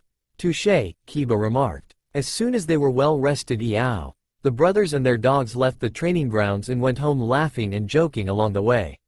The next 3 days went by as normal. Naruto, Shikamaru, and Hinata went through their D-ranked missions as usual, taking out the trash, weeding the gardens, and other chores that made Shikamaru cringe. During one of these chores, the lazy Nara had actually fallen asleep face down while weeding. His green clothes and shrub-shaped hairdo did not help when Naruto mistook his ponytail for a weed. Shikamaru's yelp of pain rivaled that of any of the Inuzukas. The next day, as Team 7 went to the Hokage Tower to receive their daily share of missions, they were surprised to find that they were handed a B-ranked mission instead. Kakashi raised an eyebrow. Sarutobi pulled out his pipe and took a drag. "Considering the number of D ranks your team has finished, I believe you are ready to tackle this mission." A messenger hawk from Wave Country arrived yesterday. At the mention of Wave, Naruto looked up, eager for some news about Kiba and Team 8. "A few days ago, I sent Kurenai's team on a simple escort mission to Wave," Sarutobi continued. "However, they were ambushed by the Demon Brothers, and later the Demon of the Mist, Zabuza Momochi." Kakashi stiffened at the name. Zabuza Momochi was not known for his kindness. In fact, even as an academy student, he had already earned himself the name, Demon of the Mist, by annihilating his entire graduating class. His other epithet, Master of the Silent Kill, was even less reassuring. Listed as an A-ranked missing nin in the bingo books, even a jonin of Kurenai's caliber would have their hard time in keeping toe-to-toe with Zabuza Momochi. Sensing the tension in their sensei, Naruto, Hinata, and Shikamaru could not help but feel concerned for the well-being of their friends. Seeing the genin's worried expressions, the Hokage decided it was time to give the good news. Although Kurenai herself suffered from chakra exhaustion after a one-on-one battle against Zabuza Momochi, the Demon Brothers have been captured and Kurenai and her team managed to make it to their destination with relatively minor injuries. The tension dispersed a little. That's where Team 7 comes in, the old man went on. You'll be the backup for Team 8 against Momochi and his goons. Do you accept? Kakashi looked at his genin. With the exception of Shikamaru who seemed annoyed, they looked at their sensei with expectant eyes, although Hinata still seemed a little unsure of herself. He thought about all the weeks of training they had gone through since graduating from the academy. It was decided, Team 7 was ready. I accept, said the Cyclopean Jonin. Turning to his charges, he said, we leave in 2 hours. I expect you to be ready by then. Within the span of 2 hours, Naruto, Shikamaru, and Hinata went home, packed all their necessities, and doubled back to the rendezvous point. One by one, they began arriving at the Konoha entrance gates where Kakashi, who was miraculously on time, was waiting. Hinata arrived first, with a branch house bodyguard who left as soon as the Inuzuka duo and Shikamaru entered the scene. As soon as everyone was present and accounted for, they stepped past the gates for their very first mission beyond Konoha's walls. Team 7 looked in awe at the world beyond the village walls. Naruto and his friends occasionally went on top on one of the guard towers to look at whatever was beyond the defensive barricade, but they could only see so much. Naruto looked at Hinata and noticed the look of bewilderment on her face. It was just then that he remembered that whenever the gang went to the guard tower excursions, Hinata was never there. She was never ever there. Breathtaking, isn't it Hinata-chan? He stated, startling her. The Hyuga, embarrassed that she had been taken unawares, blushed at and twiddled her fingers. Why yes, she replied. You know, I don't understand why you don't want to go with us when we go to the guard tower, Naruto remarked contemplatively. It's not that dangerous, and even Ino and Sakura go, so why not you? Hinata felt her spirits soar. Naruto actually noticed when she wasn't around. Score, raved inner Hinata. The real Hinata on the other hand, merely replied, Father doesn't like it when I go to the guard T tower. He thinks something bad might happen to me. Of course. Naruto mentally slapped his forehead. Lord Hiashi is very protective of his daughters. He was even reluctant to let Hinata go to the academy. It took Mom and the other clan heads to convince him to do so, he thought, cringing at the memory. To give Hiashi Hyuga credit, he was not a dictator as most people would assume. He was simply concerned for the safety of his children since Hinata's near abduction by some Kumo nin 9 years ago. Naruto-kun, are you alright? Hinata asked, breaking the blonde out of his thoughts. Naruto laughed sheepishly and rubbed the back of his head. Ahahaha. Of course, Hinata-chan. When have I not been alright? I could think of several occasions, replied Shikamaru, entering the conversation. Naruto scowled. Dang it, Shika. Go stick your shadow in someone else's business, will ya? Make me, challenged the lazy genius, crossing his arms across his chest. In reply, the blonde charged towards Shikamaru only to get close enough to have the young chessmaster trap him with his shadow, thereby thwarting Naruto's attempts to get close enough and throttle the life out of the Nara heir. Naruto's struggling managed to rouse Aomaru, who had been napping on his head, and in retaliation for disturbing his slumber, the puppy took it in his initiative to perform the dynamic marking over the two boys. The end result was Naruto and Shikamaru being drenched in dog pee, and having them run towards the nearest body of water to get cleaned up. After having the delay of Naruto and Shikamaru scrubbing themselves clean of any remaining trace of pee, Team 7 resumed their trek. Are we there yet? Naruto complained. On Blonde's head, Aomaru began to whine. Team 7 had been traveling for 8 hours, not counting the boat ride where Shikamaru got seasick. So far, they were technically in wave territory, but were still some distance away from the actual village. Oh god, Naruto, Aomaru, shut up, groaned Shikamaru. He was still a little queasy from the boat ride and was in no mood to put up with Naruto or his nin-ken. Geez Shika, when did you become such an Uchiha? Naruto shot back. Aomaru growled in agreement. Now, Kakashi intervened. This isn't the time or place to fight. You can do that when we reach Nami. Why don't we play a traveling game? Suggested Hinata, not wanting to see her two dearest friends fight. WEC could play I Spy. Great idea, Hinata-chan, grinned Naruto. You always know how to make things better. At the blonde Inuzuka's comment, the all-too-familiar blush painted the Hyuga's features once more. But just as the game was about to begin, Aomaru began to growl. The fur on his neck bristled. The game can wait, Kakashi commanded sternly. Hinata, activate your Byakugan. Hinata did as she told and suddenly gasped. I see several men coming towards us from approximately 100 meters away. By the looks of them, they appear to be bandits. Okay team, assume cross formation, said Kakashi. I'll take up the front, Shikamaru and Hinata you take the sides, and Naruto you and Aomaru bring up the rear. The battle went smoothly with Team 7 making quick work of the bandit group. Kakashi marched up to the leader and yanked him up by the ropes binding him. Who are you working for? He hissed. No one, gasped the man. We simply hope to get some money out of you. Kakashi struck him across the face. Even a greenhorn would know that shinobi never carry a lot of money with them. Now tell me the truth. Who sent you? Gato. Gato sent us, groaned the bandit. He told us to intercept incoming ninja. I see, mused the one-eyed Jonin, roughly dropping the man. Okay team, let's go. Team 7 left, leaving the tied-up bandits for the hunter Nin. As they walked further along, Kakashi's eye fell onto Naruto's Kodachi. He recognized the weapon immediately, having seen it hundreds of times with his sensei during his Genin Chunin days. Of course, it had been 12 years since it was last seen in public eye, and for it to reappear, and in the hands of an Inuzuka genin at that, was just too good to be true. Naruto, he called. Where did you get that Kodachi? The Kodachi? Replied the blonde genin, turning to face his sensei. Mom gave it to me on the day Kiba and I made genin. She also gave Kiba a similar blade when we graduated from the academy. She said the one Kiba had once belonged to Dad. As for mine, I have no idea who it used to belong to, but it feels really comfortable when I use it, you know, as if it's been with me my whole life. Kakashi merely nodded at Naruto's words, but his mind was whirling. Blonde hair, blue eyes, and that blade. He looks just like Sensei and acts like his wife. Could he be? Kiba furiously rubbed at his eyes as he struggled to stay awake. In the confines of his hoodie, Akamaru was curled up, fast asleep. The brunette mentally beat himself up. Why did he choose the night watch again? The Inuzuka's eyelids drooped down once more, only to shoot back upon hearing someone greet out with a, yo. Coming up from the footpath were the reinforcements that Kurenai had requested. Seeing that the backup team had arrived, Kiba and Akamaru immediately alerted Tezuna's household and his team. They're here, he called.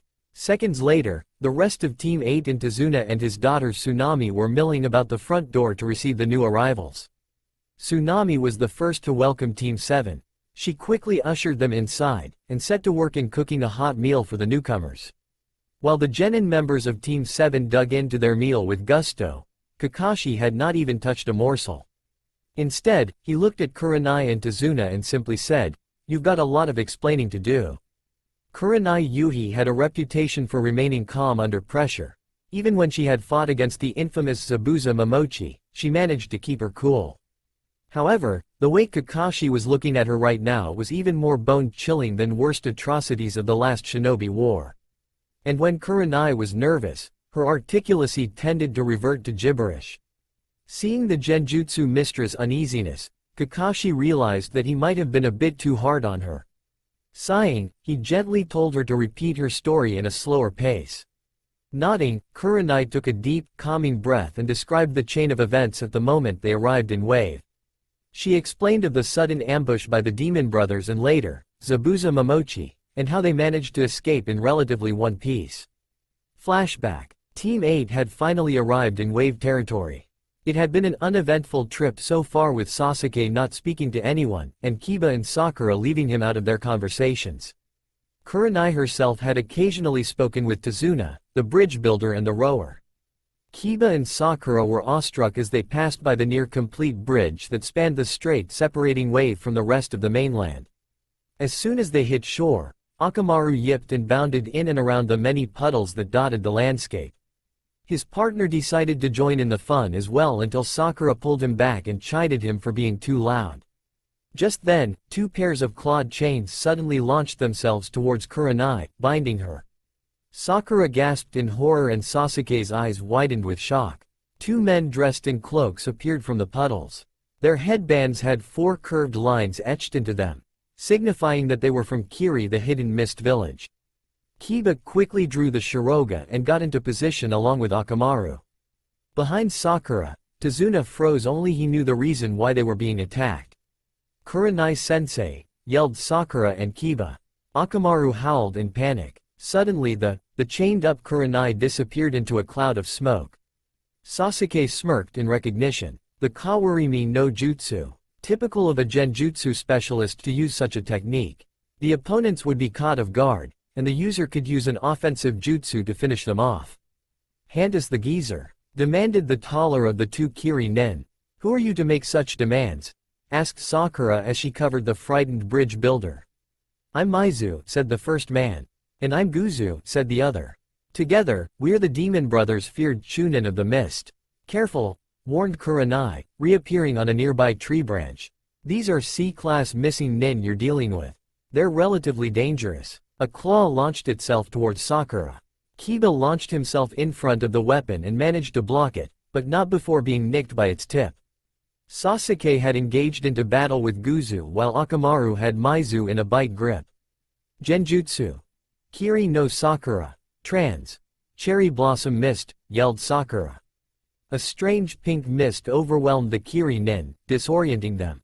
Kiba, sensing the advantage, tossed Akamaru a soldier pill. The dog let go of the Chunin in his grip and took the pill. Suddenly, there was the all-too-familiar shout of Jujin Bunshin no Jutsu, followed by Shikyayu no Jutsu, and then Jujin Bunshin Renden. The first Kiba gave Maizu a donkey kick. Nu. The other Kiba drove Guzu into the ground. Zu. The second Kiba landed a sweep kick on Guzu. Ka. The real Kiba gave Maizu a devastating slash with the Shiroga. The battle ended with the demon brothers thrashed within an inch of their lives by Sasuke and Kiba.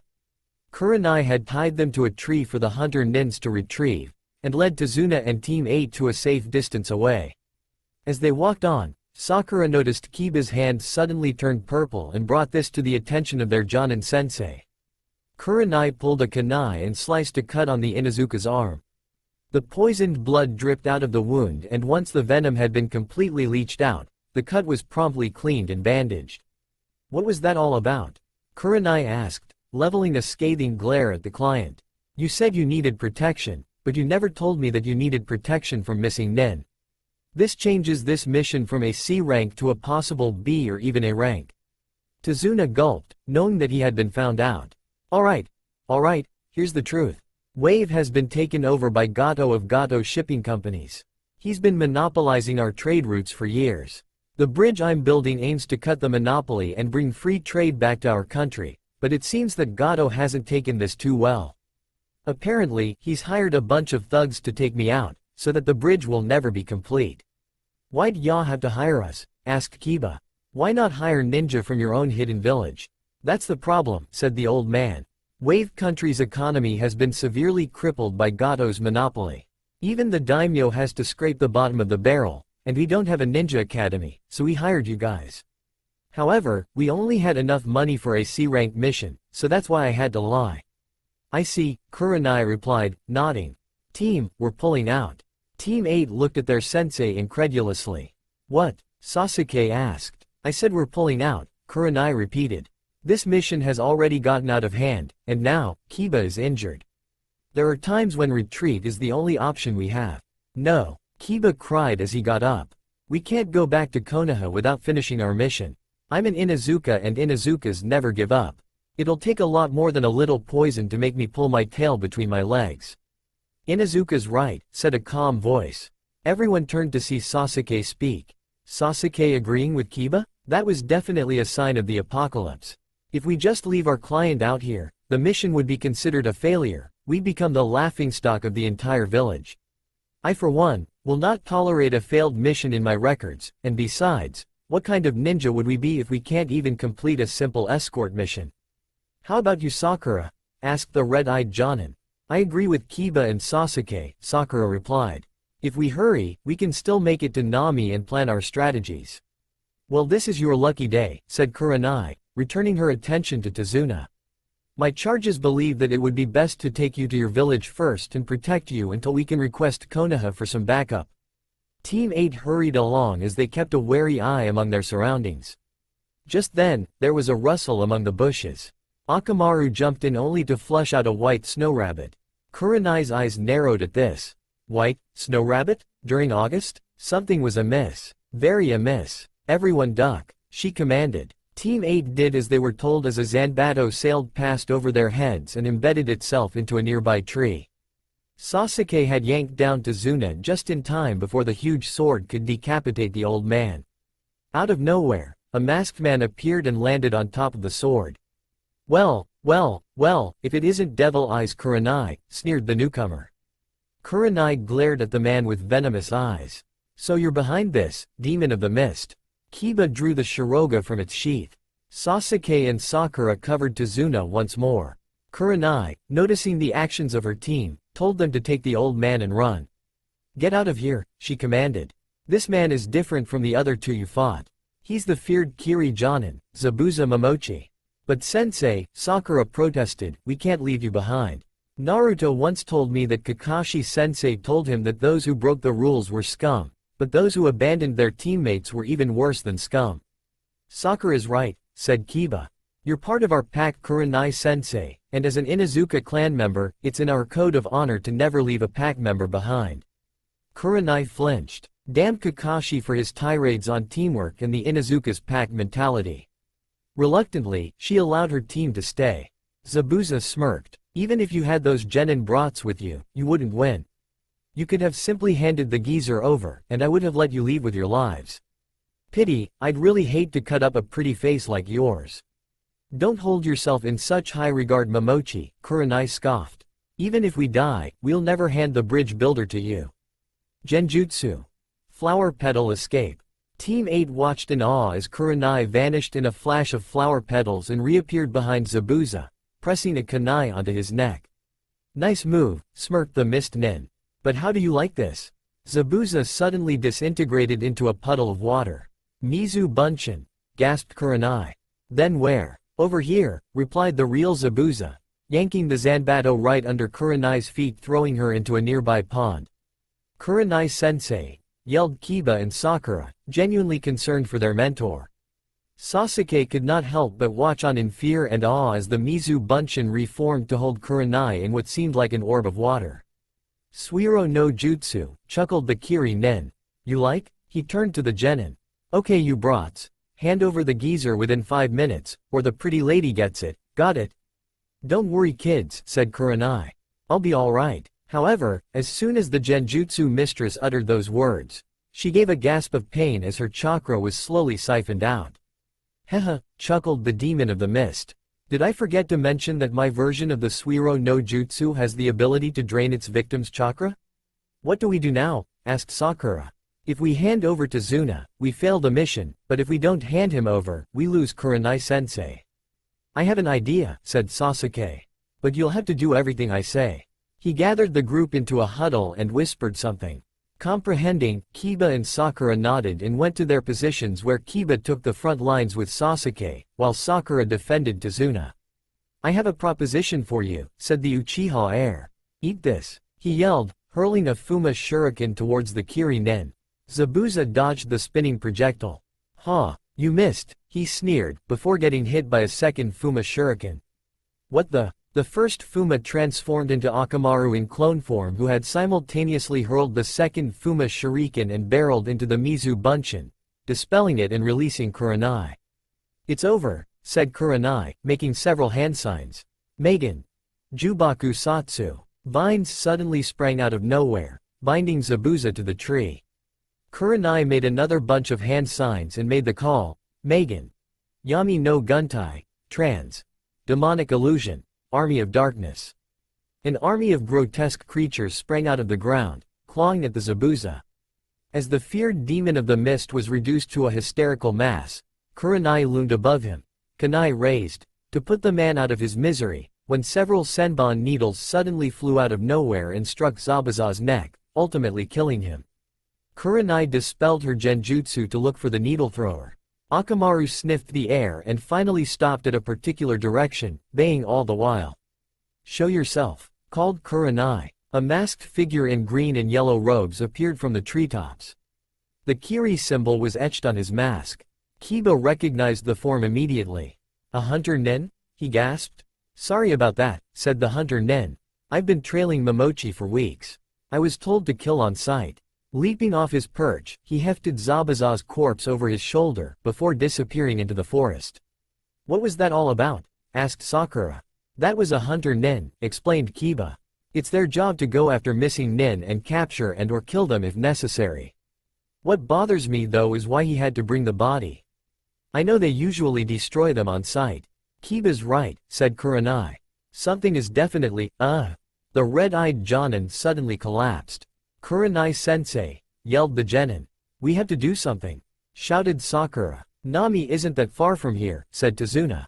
We could take her to my house. End flashback. And that's what happened, said Kurenai. Whoa, said Naruto, rather awestruck. You guys took down a Jonin? That's so cool. I wish I could have been there to see that. Don't bother, replied Kakashi. I have a feeling that we'll be seeing our friend Zabuza very soon. What do you mean? Asked Sakura. He's dead. I saw him. The Senbon struck his neck and killed him. I think that's what that hunter Nin wanted us to think, said Sasuke. Think about it. Kiba said that hunter Nin usually destroy the corpses on sight.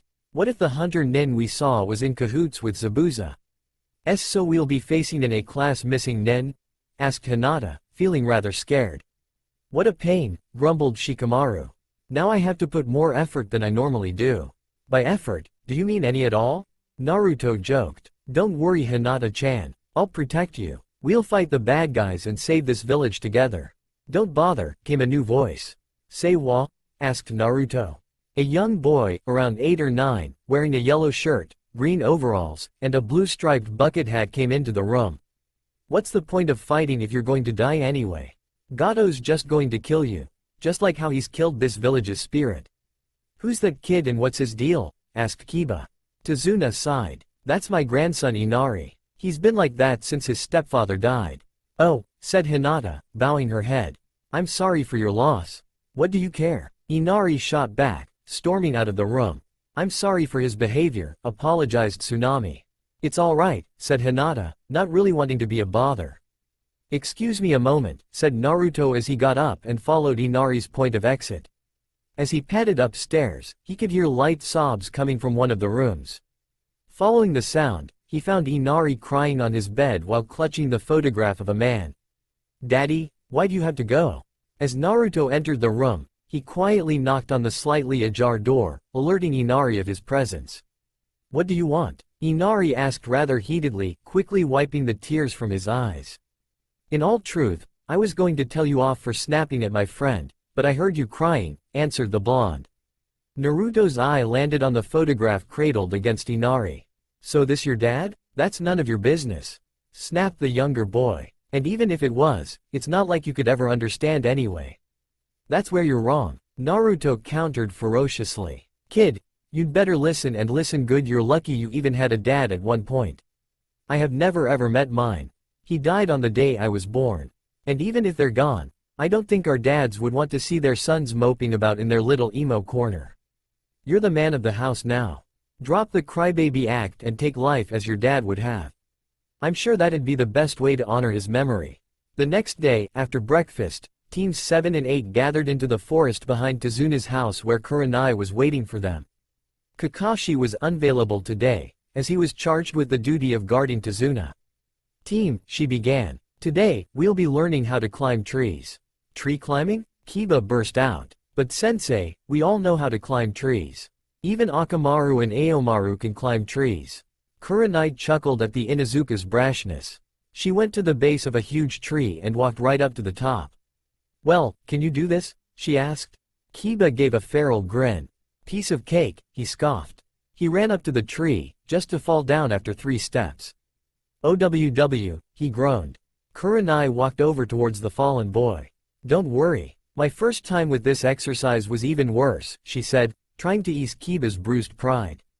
Sakura helped him up and scolded him for being such a show-off, while Naruto and Hinata sat back, trying to suppress their snickers, and Shikamaru gave his trademark, troublesome.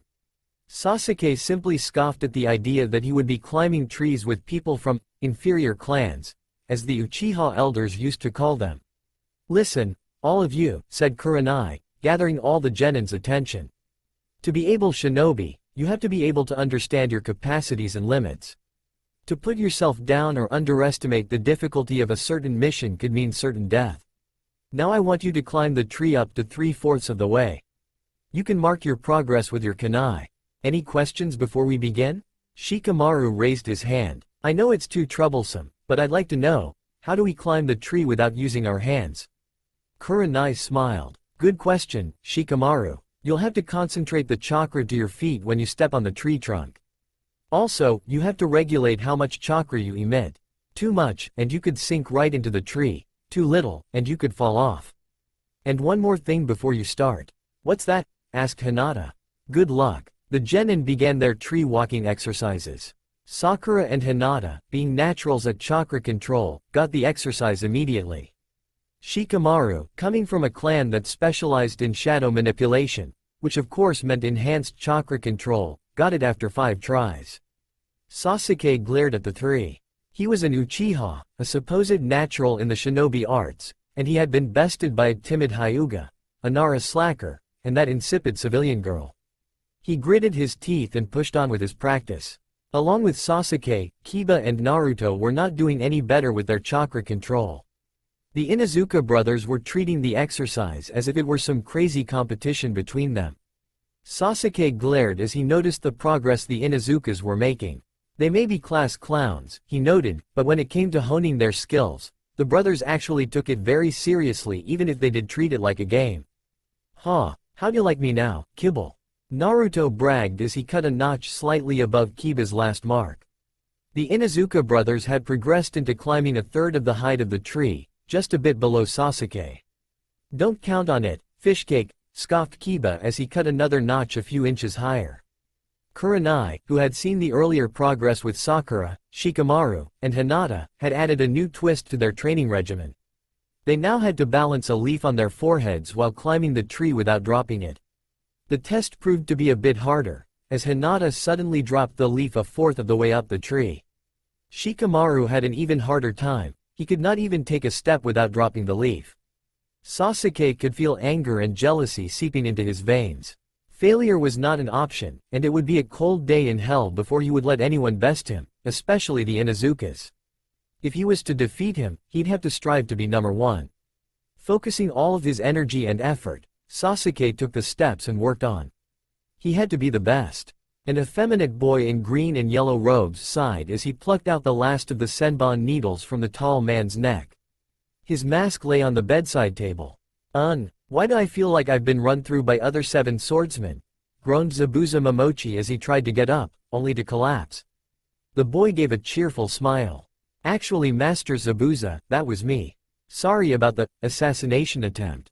That was the only way to get you to safety so we can regroup. Well, be careful next time. Zabuza snapped. That time, it felt all too real. When I see you again, Devil Eyes, there will be hell to pay. Just then, the door slammed open and a short, middle-aged man, flanked by a pair of burly men, came waddling into the room. I heard that the great demon of the mist was taken down by a group of children led by a woman, he sneered. How low the mighty have fallen. The boy angrily stood up only to be held back by Zabuza. Haku, stand down, he commanded. Glaring at the short, greasy man, he snarled, what do you want, Gato? Getting rather cheeky, aren't you, Momochi? Said Gato. Then, his voice acquired a deadly tone. I'm not paying you to roughhouse with some snot-nosed brats, so you'd better get this right and kill that old fart. Eog. Haku had grabbed the short man by the arm and was now slowly twisting it.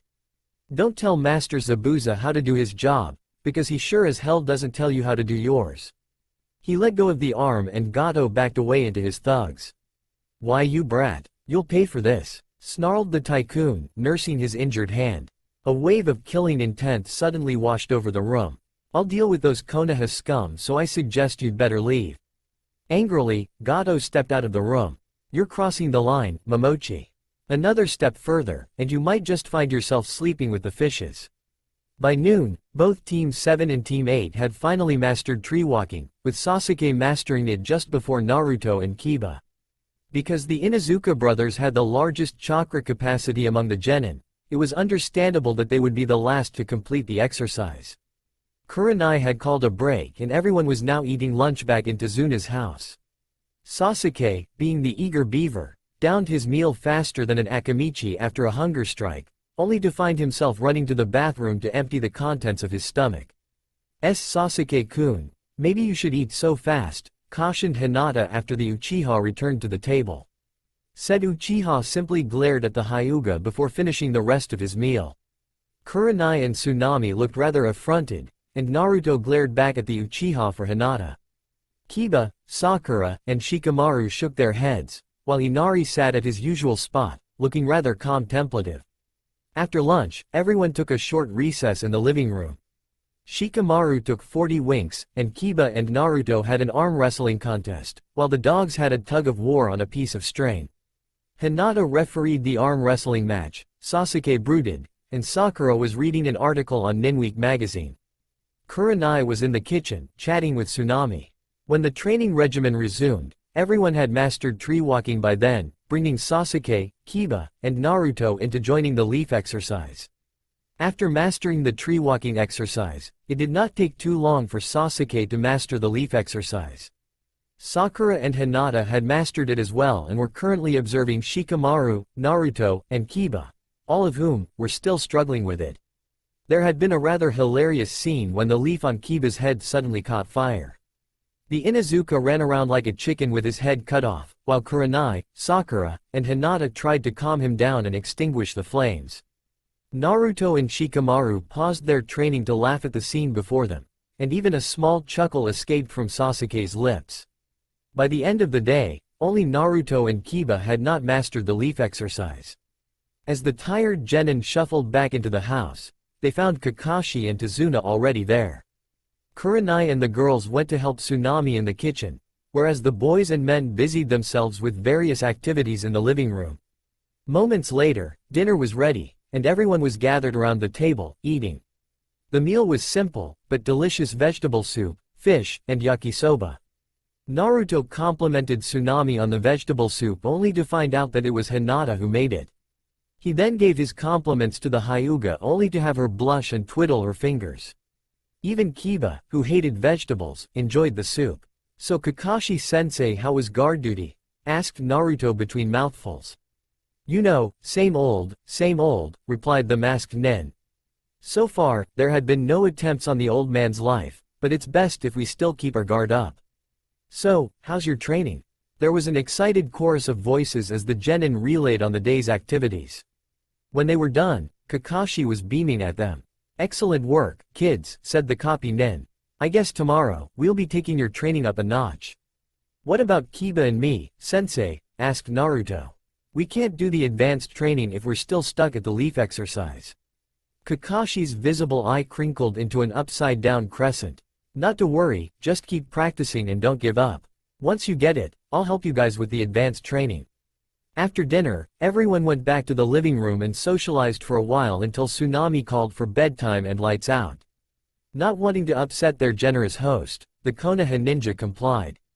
Soon everyone lay dreaming in their futons and sleeping bags, all except one. When he was certain that everyone was asleep, Naruto crept towards Kiba. Kiba was drooling slightly and talking in his sleep. He said random things like, monkey, cracker, pickle. Naruto shook his brother slightly and woke him up. Kiba was a little irritable when he woke up, but when Naruto told him what they were going to do, he brightened up a bit.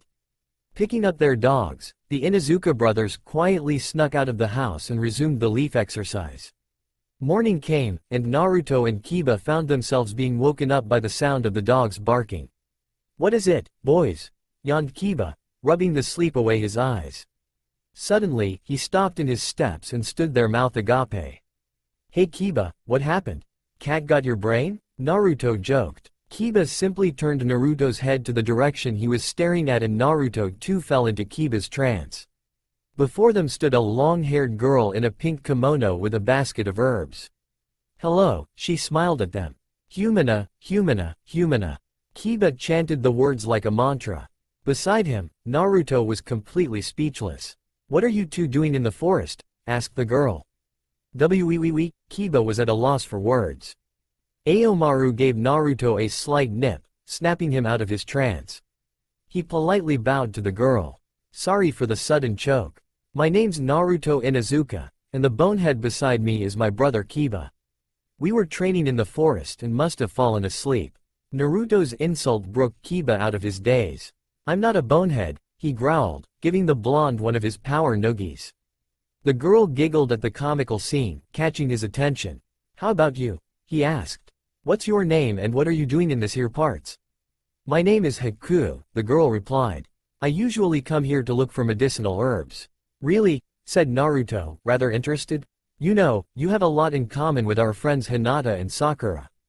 I am sure you girls will be friends in no time. I know I don't look it, laughed Haku. But I'm actually a boy. Kiba and Naruto's jaw dropped. You're a boy? The Inuzuka brothers looked at each other. Then they looked at Haku. Then they looked at each other again. He's even prettier than Sakura. Kiba screamed mentally. To give Naruto credit, he managed to compose himself and not freak out like Kiba did. Just then, familiar voices rang out through the forest. Naruto. Kiba, where are you? Naruto-kun? Kiba-kun? Akamaru? Aomaru? Where are you, Inuzuka? Kiba, Naruto. Stop being troublesome. Hey, it's our friends. Naruto beamed. Suddenly, a dull growl erupted from his stomach. Haha, he grinned sheepishly. Hey Haku, why don't you join us for breakfast? I'm sure our host won't mind. Haku seemed uncertain. I don't know, please. Kiba wheedled. But, please? Begged the Inuzuka brothers in unison, while giving him the puppy dog face, along with their puppy dogs. You won't regret it, and you'll like our friends. They're very nice. Haku gave a defeated sigh. Okay. He grabbed his basket and followed the Inuzukas to rejoin their friends. Is he always like this? Asked Kiba. The 6 Konoha genin were currently waiting for Kakashi in the woods beyond Tezuna's property. With Kurenai in charge of guard detail, it was Hitaki's turn to train them. You have no idea, replied Shikamaru, gazing up at the clouds floating by. It's really troublesome waiting for him. As if on cue, Kakashi finally arrived with the oh-so-familiar orange book, snickering as he walked. Where were you? Yelled Naruto, Kiba, and Sakura. Kakashi simply smiled at the children. Sorry about that. I just about to meet up with you when I suddenly had a case of the runs. Okay, too much information. Sakura yelled, a greenish hue tinting her face. The other genin nodded in agreement, looking equally appalled. Kakashi looked at the teams assembled before him. Okay, he said, snapping his book shut. Before we tackle today's lesson, I'd like to see your progress with the chakra control. Please demonstrate yesterday's leaf exercise. The genin did as they were told, but suddenly there was an angry outburst from Sasuke. How did you do that? He exclaimed. Do what? Asked Naruto. The 2 Inuzuka nin dogs cocked their heads confusedly. Don't play dumb with me, snarled the Uchiha. When did you master the leaf exercise? Last time I checked, you couldn't do it without dropping the leaf or setting it on fire. Isn't it obvious what we did when you didn't find us in bed last night? Kiba retorted with a derisive snort. Boys, enough, Kakashi commanded. Naruto, Kiba, you should know how dangerous it is to train by yourselves outside the village. Sasuke smirked at the guilty expressions of the Inuzuka brothers. But it shows that you were dedicated enough to master the leaf exercise on your own initiative. Excellent work, finished the copy nin, beaming beneath his mask. At this, Sasuke resumed his normal scowl. Of course we'd push through, Kakashi-sensei, said Naruto. It's the Inuzuka Nindo to never back down no matter what the odds. So anyway, said Kakashi, resuming his lecture. Since you guys already have a good grasp of chakra control, I felt that today we're going to learn some new jutsus. Yes, Kiba and Naruto high-fived each other and their dogs gave a happy yip. Hinata and Sakura giggled at their antics, and Shikamaru grumbled under his breath. Sasuke's eyes shimmered with anticipation. Kakashi then handed each of the 6 genin a piece of paper. What's this? Asked Kiba, frowning at the paper in his hand. I thought we were going to learn new jutsus. We are, replied Sakura. If I recall, this is a special type of paper used for determining your chakra affinity. It's very much like the litmus paper scientists use in determining the pH levels of substances. What's chakra affinity? Kiba asked dumbly. Sakura sighed, shaking her head. Kiba, do you listen in class at all? The Inuzuka gave her a sheepish grin and Sakura's sweat dropped. I'll take that as a no. Anyway, chakra affinity is the elemental affinity of your chakra. There are 5 elemental affinities: fire, wind, water, earth, and lightning. Your chakra affinity can affect the jutsus you use or specialize in. For example, the Uchiha clan specialized in fire jutsus because most of them had fire affinity. Although shadow is not listed as an element, many Nara clan members have this special affinity, thus allowing them to use shadow techniques. Naruto and Hinata clapped their hands. "Wow, Sakura, you sure are smart," complimented Kiba. Sakura blushed. "No, I'm not. I just study, that's all." Ahem. The genin shifted their attention back to Kakashi. As Sakura had already explained the purpose of this exercise, I now want you to channel your chakra into the paper. As the genin did what Kakashi instructed, they were amused and perplexed with their respective results. Naruto and Kiba's papers split in half, Hinata's paper got soggy, and Sakura's crumbled into dust. As expected of a Nara, Shikamaru's chakra card was tainted black. Strangely enough, Sasuke's chakra card not only made crackling noises, a part of it was set on fire as well. "Well, what do you know," mused Kakashi. "Looks like we got ourselves a couple of wind types, a water type, an earth type, a shadow type, and a fire lightning type. Now let's get started with your training." Kakashi, being a lightning type himself, could only tell Naruto and Kiba what he knew about one of the more basic wind jutsu, Futen, Daitopa. However, he promised that he would contact some of his other Jonin colleagues to aid them with their kenjutsu and some more effective wind jutsu. Sasuke, already proficient in the Kaden jutsu, did not need further instruction on that field.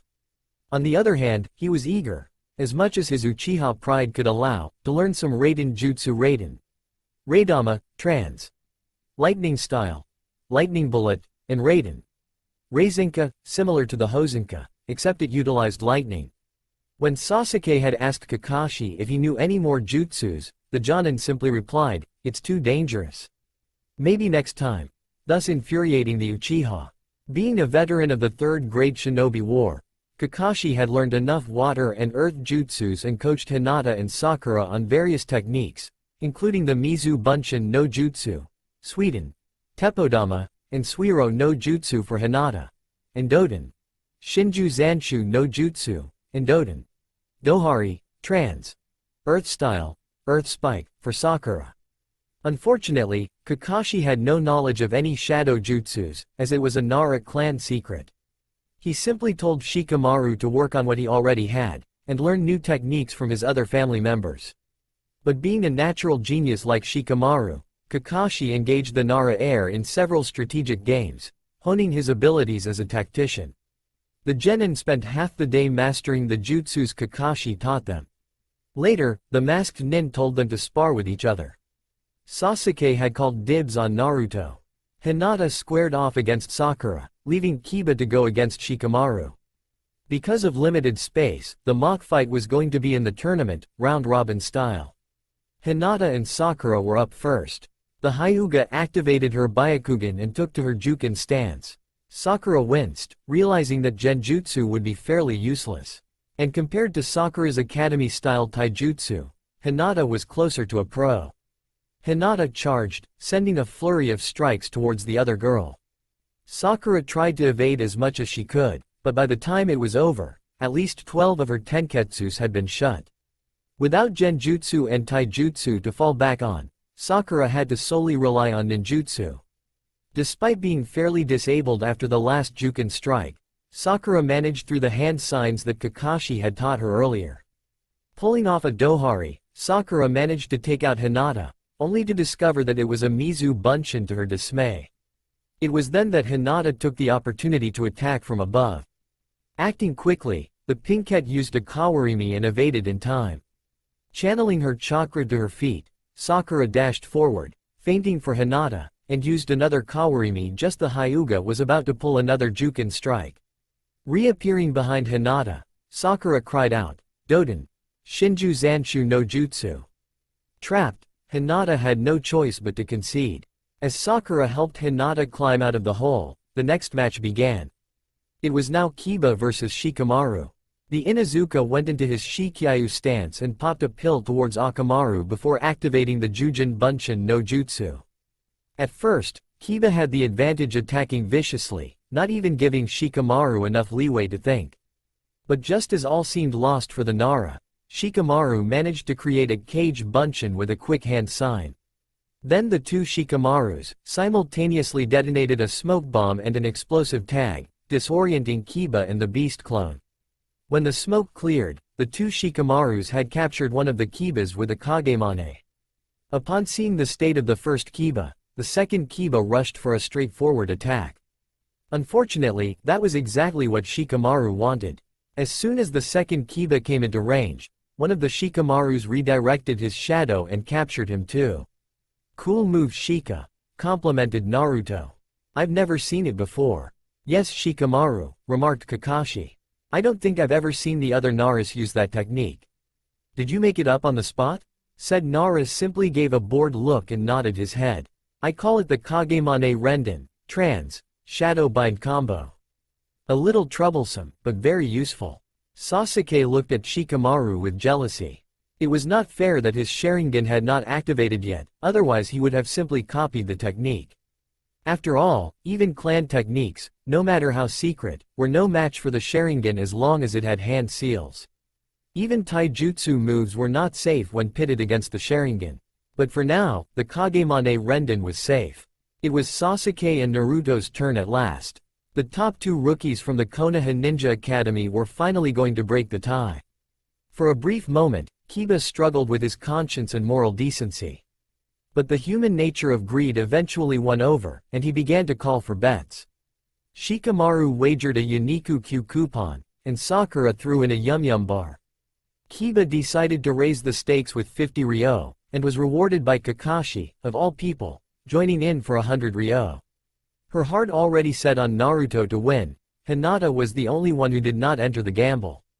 As they prepared to fight, Naruto gave Aomaru the required pill and slipped into Shikyayu mode. But instead of charging head-on, as was the normal Inuzuka style, he simply stood there, waiting, eyes trained on the Uchiha. Naruto's prudent move proved to be a shocker for everyone, Sasuke included.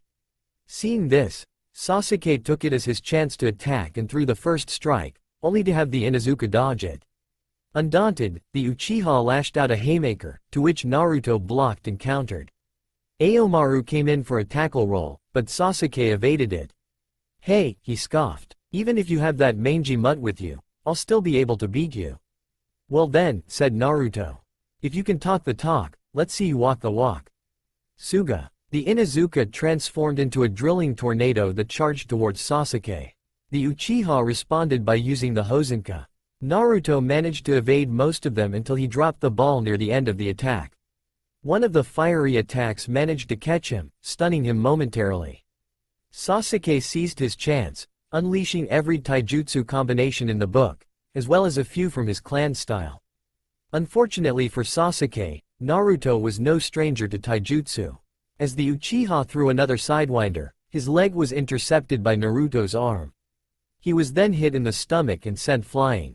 It was then that he realized that, like Hinata, the best option against Naruto would be ninjutsu.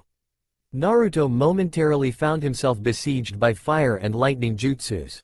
Without any elemental jutsu to back him up, he settled for dodging them, his mind working up a rough plan. It was a long shot, but Inuzukas were risk-takers by nature, and it was a chance he had to take. "So this is the power of the Uchiha clan, he taunted. In response to the jibe, Sasuke made a noise that sounded a lot like the usual Inuzuka growl. Fueled by his temper, the speed and power of his attacks increased. Naruto smirked. His plan was going in perfect motion. With each miss that Sasuke made, Kakashi noticed that the Uchiha was getting frustrated, and as the frustration increased, the sloppier Sasuke's moves became. "What a fox," murmured the Jonin. Sakura looked at Team 7's leader.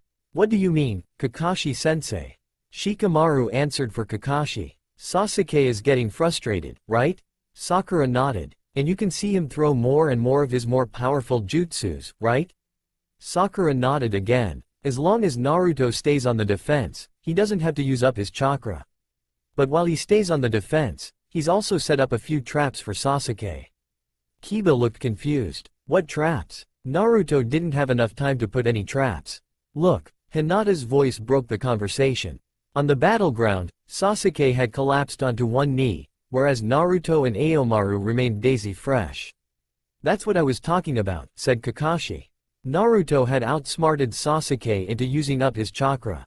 Without his chakra, Sasuke is unable to continue the battle, thus proving that defense can be the best offense. Kiba, Sakura, and Shikamaru gaped at the blonde Inuzuka. Because of his usually knuckle-headed demeanor, it was rather easy to forget that Naruto was actually smart enough to give Konoha's best prodigies a run for their money. Naruto walked up to Sasuke and stretched out his hand. That was a good match, Uchiha-san, he replied, using all the respect that he could muster. No hard feelings? The Uchiha stared at the outstretched hand with barely hidden disgust before slapping it away and stalked off to Tazuna's house. Sore loser, Kiba muttered under his breath.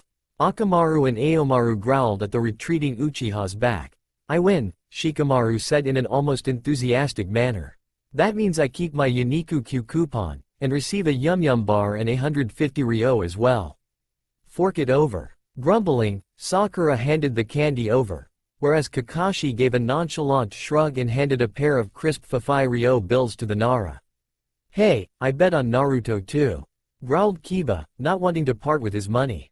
Troublesome? Look, the coupon is a 2-for-1, and we can split the candy and the money 50-50, but can't we wait until we get to the house? Kiba sighed. Fine. As everyone shuffled back towards Tazuna's, only Hinata and Naruto were left in the training ground. See, congratulations N Naruto-kun.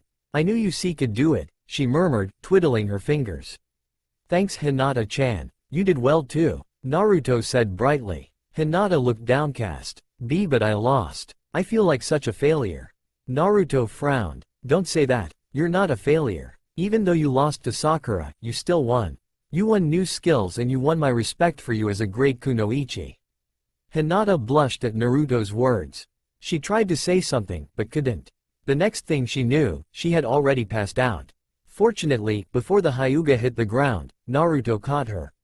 Looking at the unconscious Hinata, Naruto felt his cheeks heat up. She appeared so shy, but she could actually hold out on her own. Carrying her bridal style, he called Aomaru and headed off to Tazuna's house as well. It had been 3 days since their stay at Wave and the jutsu training went well. Aside from chakra control, Sakura, Sasuke, and Hinata were learning genjutsu from Kurenai as well. Bodyguard duty for Kakashi and Kurenai was also rather mild as they had not seen an eye or ear of any of Gato's agents. As everyone got ready for the day, Kiba broke the never-ending cycle of training and watching Tazuna. This stinks, he exclaimed. We've been here for almost a week and so far, there's been no action. I just want to get out there and kick some butt. Kiba, Kurenai warned, but Kakashi held up his hand. Okay Kiba, because you've done so well with your training, I'll take you with me on today's bodyguard duty. Kiba's face brightened. Really? Thanks, Kakashi-sensei. Turning to Naruto, Kiba stuck out his tongue. Nah, I'm going to see a bit of action and you're not. Kiba, behave or I'm not taking you with me, scolded Kakashi. The Inuzuka hung his head. Sorry. Sasuke raised his hand. Sensei, he gritted out with forced respect. Could I also go with you? I'm getting tired of sitting around and doing nothing. Well now, it's going to be one heck of a party isn't it? Joked the one-eyed Jonin. Who else wants to go? Speak now or forever hold your peace. Sakura raised her hand as well. Cabin fever, she explained. Kakashi looked at the team 8. Since the 3 of you are going, I guess this means that Kurenai and I will be switching teams. Okay guys. Let's head out before Tazuna dies of old age. Tazuna glared at Kakashi. I'm not that old, he protested. Yes you are, Kiba contradicted. You're proof enough that dinosaurs actually existed. A tick formed on the old man's brow. Why you? Hey, I'm just saying. The brunette shot back. Tazuna frowned as he put on his hard hat. Brat, if you weren't protecting me and my family right now, I'd kick you out of my house. I'm not a brat, Kiba protested. Sakura shook her head as she nudged the Inuzuka towards the door. With that attitude, you sure are. Come on, let's go. Pretty soon, everyone left, leaving Kurenai and Team 7 at the house with Tsunami and Inari. It was rather boring, so they settled to watching reruns of Nin Kame on the TV. Shikamaru eventually fell asleep, leaving Hinata, Naruto, Kurenai, and Inari to finish the show. Halfway through the show, A scream rang out in the kitchen, alerting Inari and the Konoha ninja. They ran into the kitchen to find Tsunami being dragged out by a pair of thuggish men. "Mom!" cried Inari, rushing towards the door, only to be held back by Shikamaru. "This is bad," muttered Kurenai. "If these goons are here for Tsunami, that means... Dear God! Hinata, come with me." "Why?" asked the Hyuga. "No time for questions," replied Kurenai. "Let's go." "Naruto, Shikamaru, it is imperative that you save Tsunami. Am I clear?" The two kunoichi dashed off to warn Kakashi while Naruto, Shikamaru, and Aomaru raced towards the thugs. "What's with the brats?" scoffed one of the thugs. "Konoha must be getting a bit high and mighty if they're now sending little kids for a man's job." Naruto bristled at the insult. Just as he was about to lunge towards the thugs, Shikamaru held him back. "What the hell, Shika?" Naruto all but yelled. "Shush, keep your voice down, Naruto. I have a plan," whispered the Nara. Facing the thugs, he replied. "Okay, you got us. It's obvious that kids like us got nothing against guys like you." He turned to leave. Naruto gave Shikamaru a look that screamed, "What the heck?" and Aomaru growled to express his displeasure at the Nara. Suddenly, Shikamaru turned back around, his hands in the rat seal. "Kagemane no jutsu," he cried. The thugs' shadows were now in his control, their owners immobilized. Shikamaru smirked. "Checkmate." "All right, Shika." Naruto cheered. "Now it's my turn." Tossing a pill to Aomaru and making the necessary hand seals, he shouted. "Jujin Bunshin no Jutsu." A puff of smoke appeared and was replaced by a second Naruto.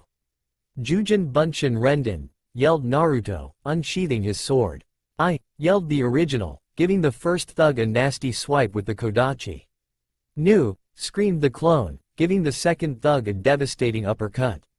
"Zu," shouted the clone, giving a spin kick to the back of the second thug's head. "Ka." The two Narutos reeled in from two different directions for the final strike, the original dealing a blinding slash, and the clone with a roundhouse kick. Within the 4 moves, the two thugs were out cold and bound up tighter than a Christmas turkey. "Phew, glad that's over," said Shikamaru as he helped Naruto check on Tsunami. Excuse me?" The two genin turned around to find Inari staring at them with teary eyes. "I want to thank you guys for saving my mom, and I want to apologize for my attitude towards you over the last few days. I want to be strong. I want to be just like you. I don't want to be a crybaby anymore." Naruto gave the boy a brotherly rub on the head. "Kid," he replied, "it's okay to cry. It simply means you're human. As for being strong, well, all you have to do is to stand up for what you believe in and push through. Do you understand?" Inari nodded and ran to his mother's arms. Shikamaru looked at Naruto and tilted his head towards the bridge. Naruto understood immediately. "I'm sorry, but we have to go. Tsunami-san, Inari, please stay here until we return. Your father and our teammates are in grave danger." Kiba frowned. He was expecting to have an action-filled day at the bridge, but instead, he found his teammates and himself helping Kakashi and Tazuna lift beams and crossbars. Sasuke and Sakura were none too happy either. "Where's the rest of the work crew?" Sakura inquired, looking around. Tazuna took a swig of his sake. "They left. Gato's thugs have been harassing everyone until all my men left one by one. I'm the only one left. Cowards." Sasuke scoffed, only to be elbowed by Kakashi. Sakura brought a hand to her mouth. "I'm sorry." Tazuna shrugged. Don't sweat it. The bridge is practically done anyway." Suddenly Akamaru started growling. "What's that, boy?" asked Kiba. "You smelled trouble?" The Inuzuka sniffed the air. "Yeah, I sense it too. Smells kinda familiar." Suddenly, Kurenai and Hinata came running into the horizon. "Kakashi, children, Tazuna-san, glad you're still in one piece."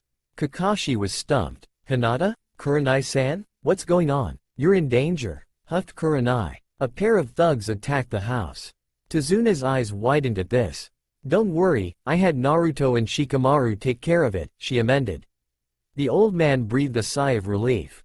He didn't know what he would do should something happen to his daughter and grandson. It was a good thing that he did hire the Konoha nen. Mist suddenly began to fill the area. Kurenai stood by Kakashi in battle position. Hinata activated her Byakugan. Sasuke, Sakura, and Kiba ran to guard Tazuna. "Zabuza?" Kakashi hissed. Kiba, look out. Hinata tackled the Inuzuka. Kiba looked at the Hyuga and at the ground where he was standing moments ago. Senbon needles were embedded into the concrete. Hello. A hunter nin in green and yellow robes suddenly appeared and approached the bridge builder. I'm sorry that your mission has to end in failure, but it is our duty to kill the old man. Over our dead bodies, you poser. Growled Kiba, unsheathing the shiroga. Seems like the verdict has been decided, chuckled the hunter nin, readying another set of senbon. A shuriken suddenly whizzed by his head. The hunter nin dodged just in time. All right, the cavalry has arrived, yelled a rather obnoxious yet endearing voice. Arf, stop being troublesome and wait for me, wheezed a bored-sounding voice. Shikamaru, Naruto, Aomaru, you're here, shouted Sakura, sounding relieved. TCH, the loser brigade, sneered Sasuke, inwardly calculating for the perfect opportunity to prove his worth against his fellow top-notcher. Finally, the party's here, cheered Kiba. He smirked at the hunter nin. You're gonna get it now. Naruto-kun, Shikamaru-kun, Aomaru-chan, smiled Hinata. TCH, more of those genin brats? Scoffed Zabuza. No matter. My apprentice will take care of them immediately. Kakashi rushed to protect his charges, only to have his path blocked by a Mizu Bunshin. What's the rush Sharingan Kakashi? Sneered the Kiri nin. Isn't it a shinobi rule to always pay attention to your opponents? Your beef is with me, shouted Kurenai. Megan. Iron Maiden. Zabuza found himself facing a strange-looking box. All of a sudden, its lid flew open, revealing a spike-filled interior. Chains shot out from the box and wrapped themselves around the swordsman, reeling him in. As quickly as it was opened, the lid closed, giving the man a rather gory end. However, Zabuza was not an A-rank shinobi for nothing. Forming the hand seals, he shouted. Kai. The illusion vanished. Although a bit haggard from the harrowing experience, he still managed to smirk at the red-eyed Jonin. Nice try, but it's gonna take a lot more than that to defeat the Demon of the Mist, he shouted, charging at Kurenai. The hunter nin was surrounded. He had to defeat the 4 genin surrounding him and he would still have to fight off the 2 remaining genin who were guarding the old man. In addition, 2 of the genin had nin dogs. However, he was not afraid. Oh no, he had several tricks up his sleeve. Making the hand signs, the hunter nin shouted. Makio Hyosho. Giant mirrors of ice suddenly surrounded the 4 genin, blocking them off from their teammates and team leaders. The hunter nin smirked behind his mask. The tables had been turned. That's all for now. If you enjoy then please like, share and do comments.